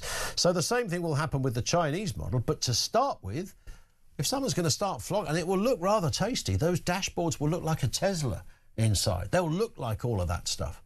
They'll probably drive like all of that stuff. I don't know what they're made of. Balsa wood, maybe. Paper mache at the back, who knows? But you start telling someone you can get something that pretty much looks like a Range Rover Sport or some other nice version of a quality SUV or 4x4, but you can get it for 20 grand cheaper, they will sell like hotcakes. And that'll become a bit of a thing, won't it? Like Tesla, you know, but Tesla to start with, a bit weird, aren't they? Got no dash, it's got a big TV in them. Now people love that aspect. It's changed appetites, and certainly financially. Chris is in Bournemouth. Chris, back to that subject that we began with, Islamophobia, the new blasphemy laws coming in courtesy of this government. What are you thinking? Afternoon to you. Good afternoon, Ian. If you're going to a prison cell, I'm likely to be in the one next door to you, mate. Great. I'm telling you. We can dig a tunnel. Yeah.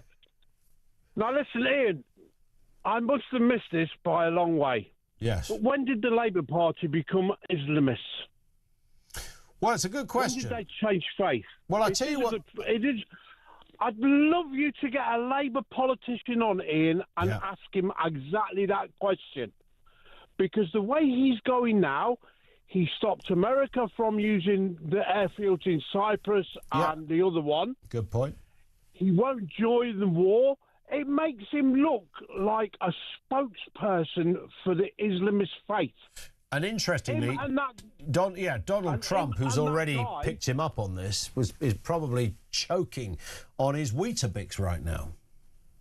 Quite possibly, but there was him and also the last guest that your previous presenter had on her show, who also turned around and virtually praised Iran for what they're doing in the Middle East. Yeah. Well, I think he was a former ambassador. These people are just like the Labour Party. They're just mouthpieces for the Iranian and Islamic faith. And it's interesting that Steve Reed, he's not really a household name, but he is the Housing and Communities Secretary, so it's a pretty senior position in government.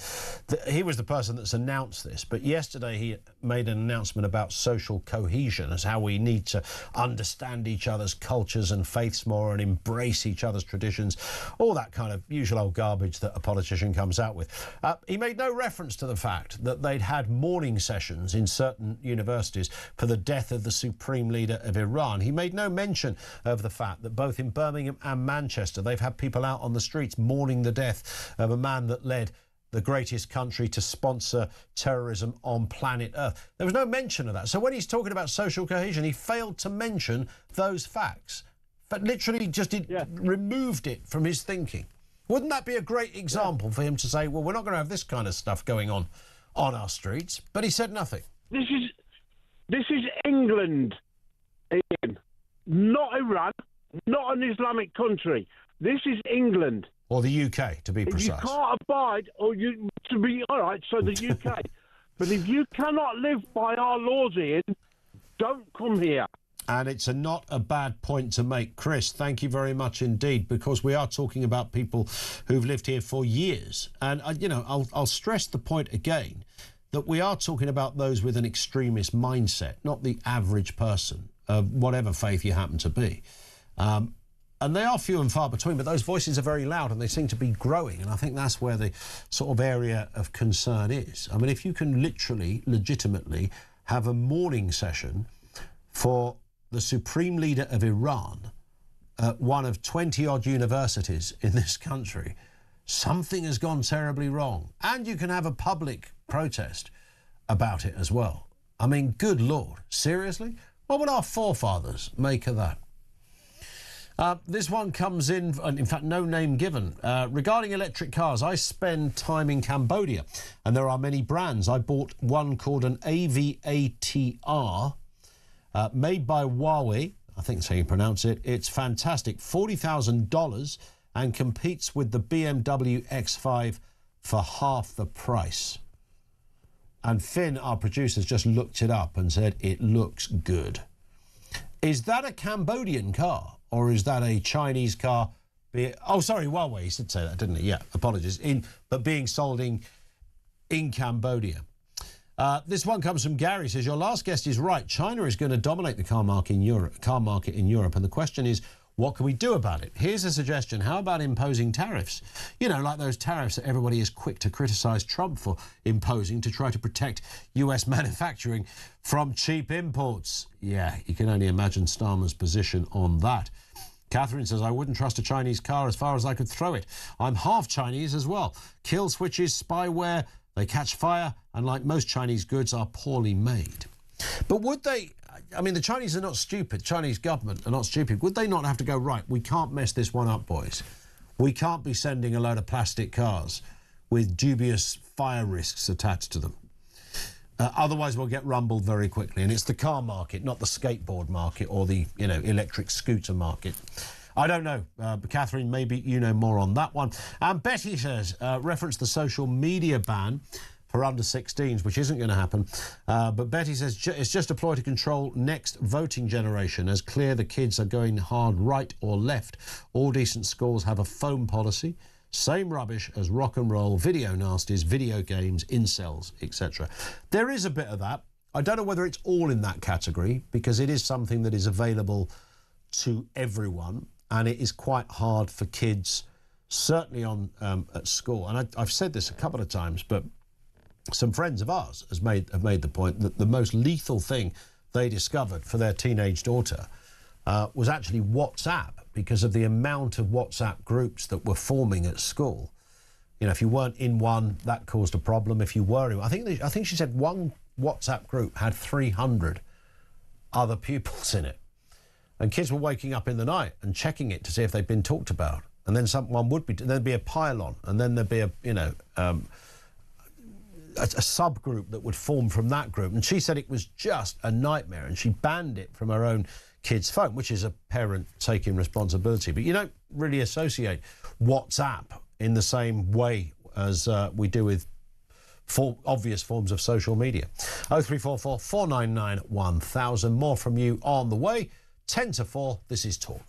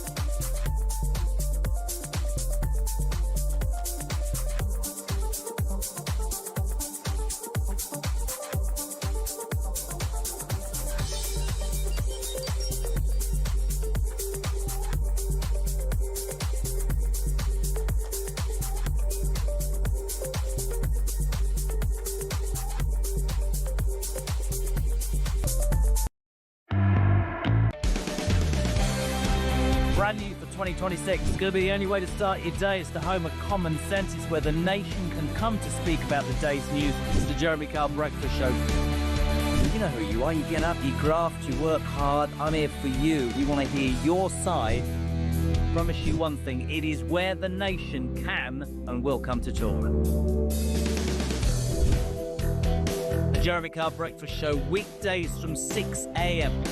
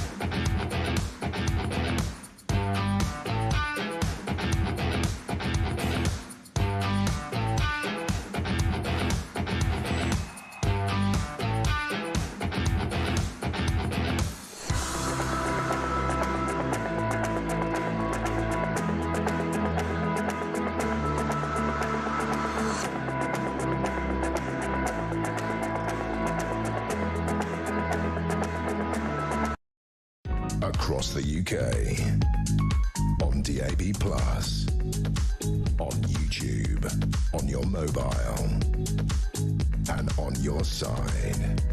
This is Talk. 524. Kevin O'Sullivan joins us shortly to tell us more about what's going on Drive this afternoon. Dan is in Liverpool. Meantime, Dan, afternoon to you. Afternoon, Ian. I hope you're doing well. Yeah, good, thanks. Fire away. I'm a bit of a strange one. So I grew up with my dad Muslim, my mum Christian. Yeah. So obviously I get called Mr. Kingsmill at work because I'm a bit of 50-50. Okay. Best of both. And my missus says I'm delicious. She says you're what? Delicious. Delicious. Well, that's nice, isn't it? Yep. Very nice. So, no, I think... There's nothing wrong with a bit of Kingsmill. I think they do just white or brown, though, if you really want it. Exactly. Other breads are available. True enough. So what are you making of this, then? I think it's absolutely disgusting. If I had two children, child A and child B, and I let child A get away with everything, I treated them with kid gloves, but then child B, I was absolutely horrible to them, parenting them. That child's only just going to grow up with more resentment to child A. Well, you'd think so, wouldn't you? Yeah. Yeah. And if things are not equal, then you're going to create a problem, as sure as night follows day. 100%. And I think it's just going to put a target on people who do come from more of an Islamic background. There's nothing wrong with it. My dad, as I said, he's Muslim, and I'm trying to articulate my words a bit better here. Sorry I totally get your point, and I can hear the kind of frustration in your voice as well, Dan, and in terms of how illogical this is. I don't really know who or who's it meant to seriously please, other than the Labour Party thinking they're going to hoover up extra votes because many of that community are heading to the Green Party. It pleases no one. Before I go, can I just say a little joke for everyone? It won't be offensive, I promise you that. Yeah, that's all right. So you have an Englishman, a Muslim man, a Welshman and a Chinese man. Okay. You know, they're all in hospital. The doctors say, we're really sorry, we've mixed your children up, so you're going to have to go and find out whose child is who. Right. The Englishman says, can I please go first? They all say, yeah, that's perfectly fine. He goes out, comes out with obviously the Chinese child. The Chinese man says, that's my child, what are you doing? And the Englishman says, yes, I know, but one of those kids is Welsh, so I can't take the chance. Like it. You have a good day. Dan, you have a great evening. Thank you. Apology, of course, to all of our Welsh listeners, but I think you'll understand that came from Dan. Mixed race, Dan. I've got to say that in defence, in case the Ofcom fans are listening, Kev. I didn't hear what he actually told us a real joke of like there was an Englishman, Irishman, Scotsman, and a Welshman. Oh, that sounds racist. Yeah, that sounds very dangerous territory. He was on dodgy territory for a second, but we embraced it. We embraced the retro vibe. An Englishman and an Irishman and a Scotsman walked into a bar, and each one of them did something stereotypical to the image of their country. Yeah.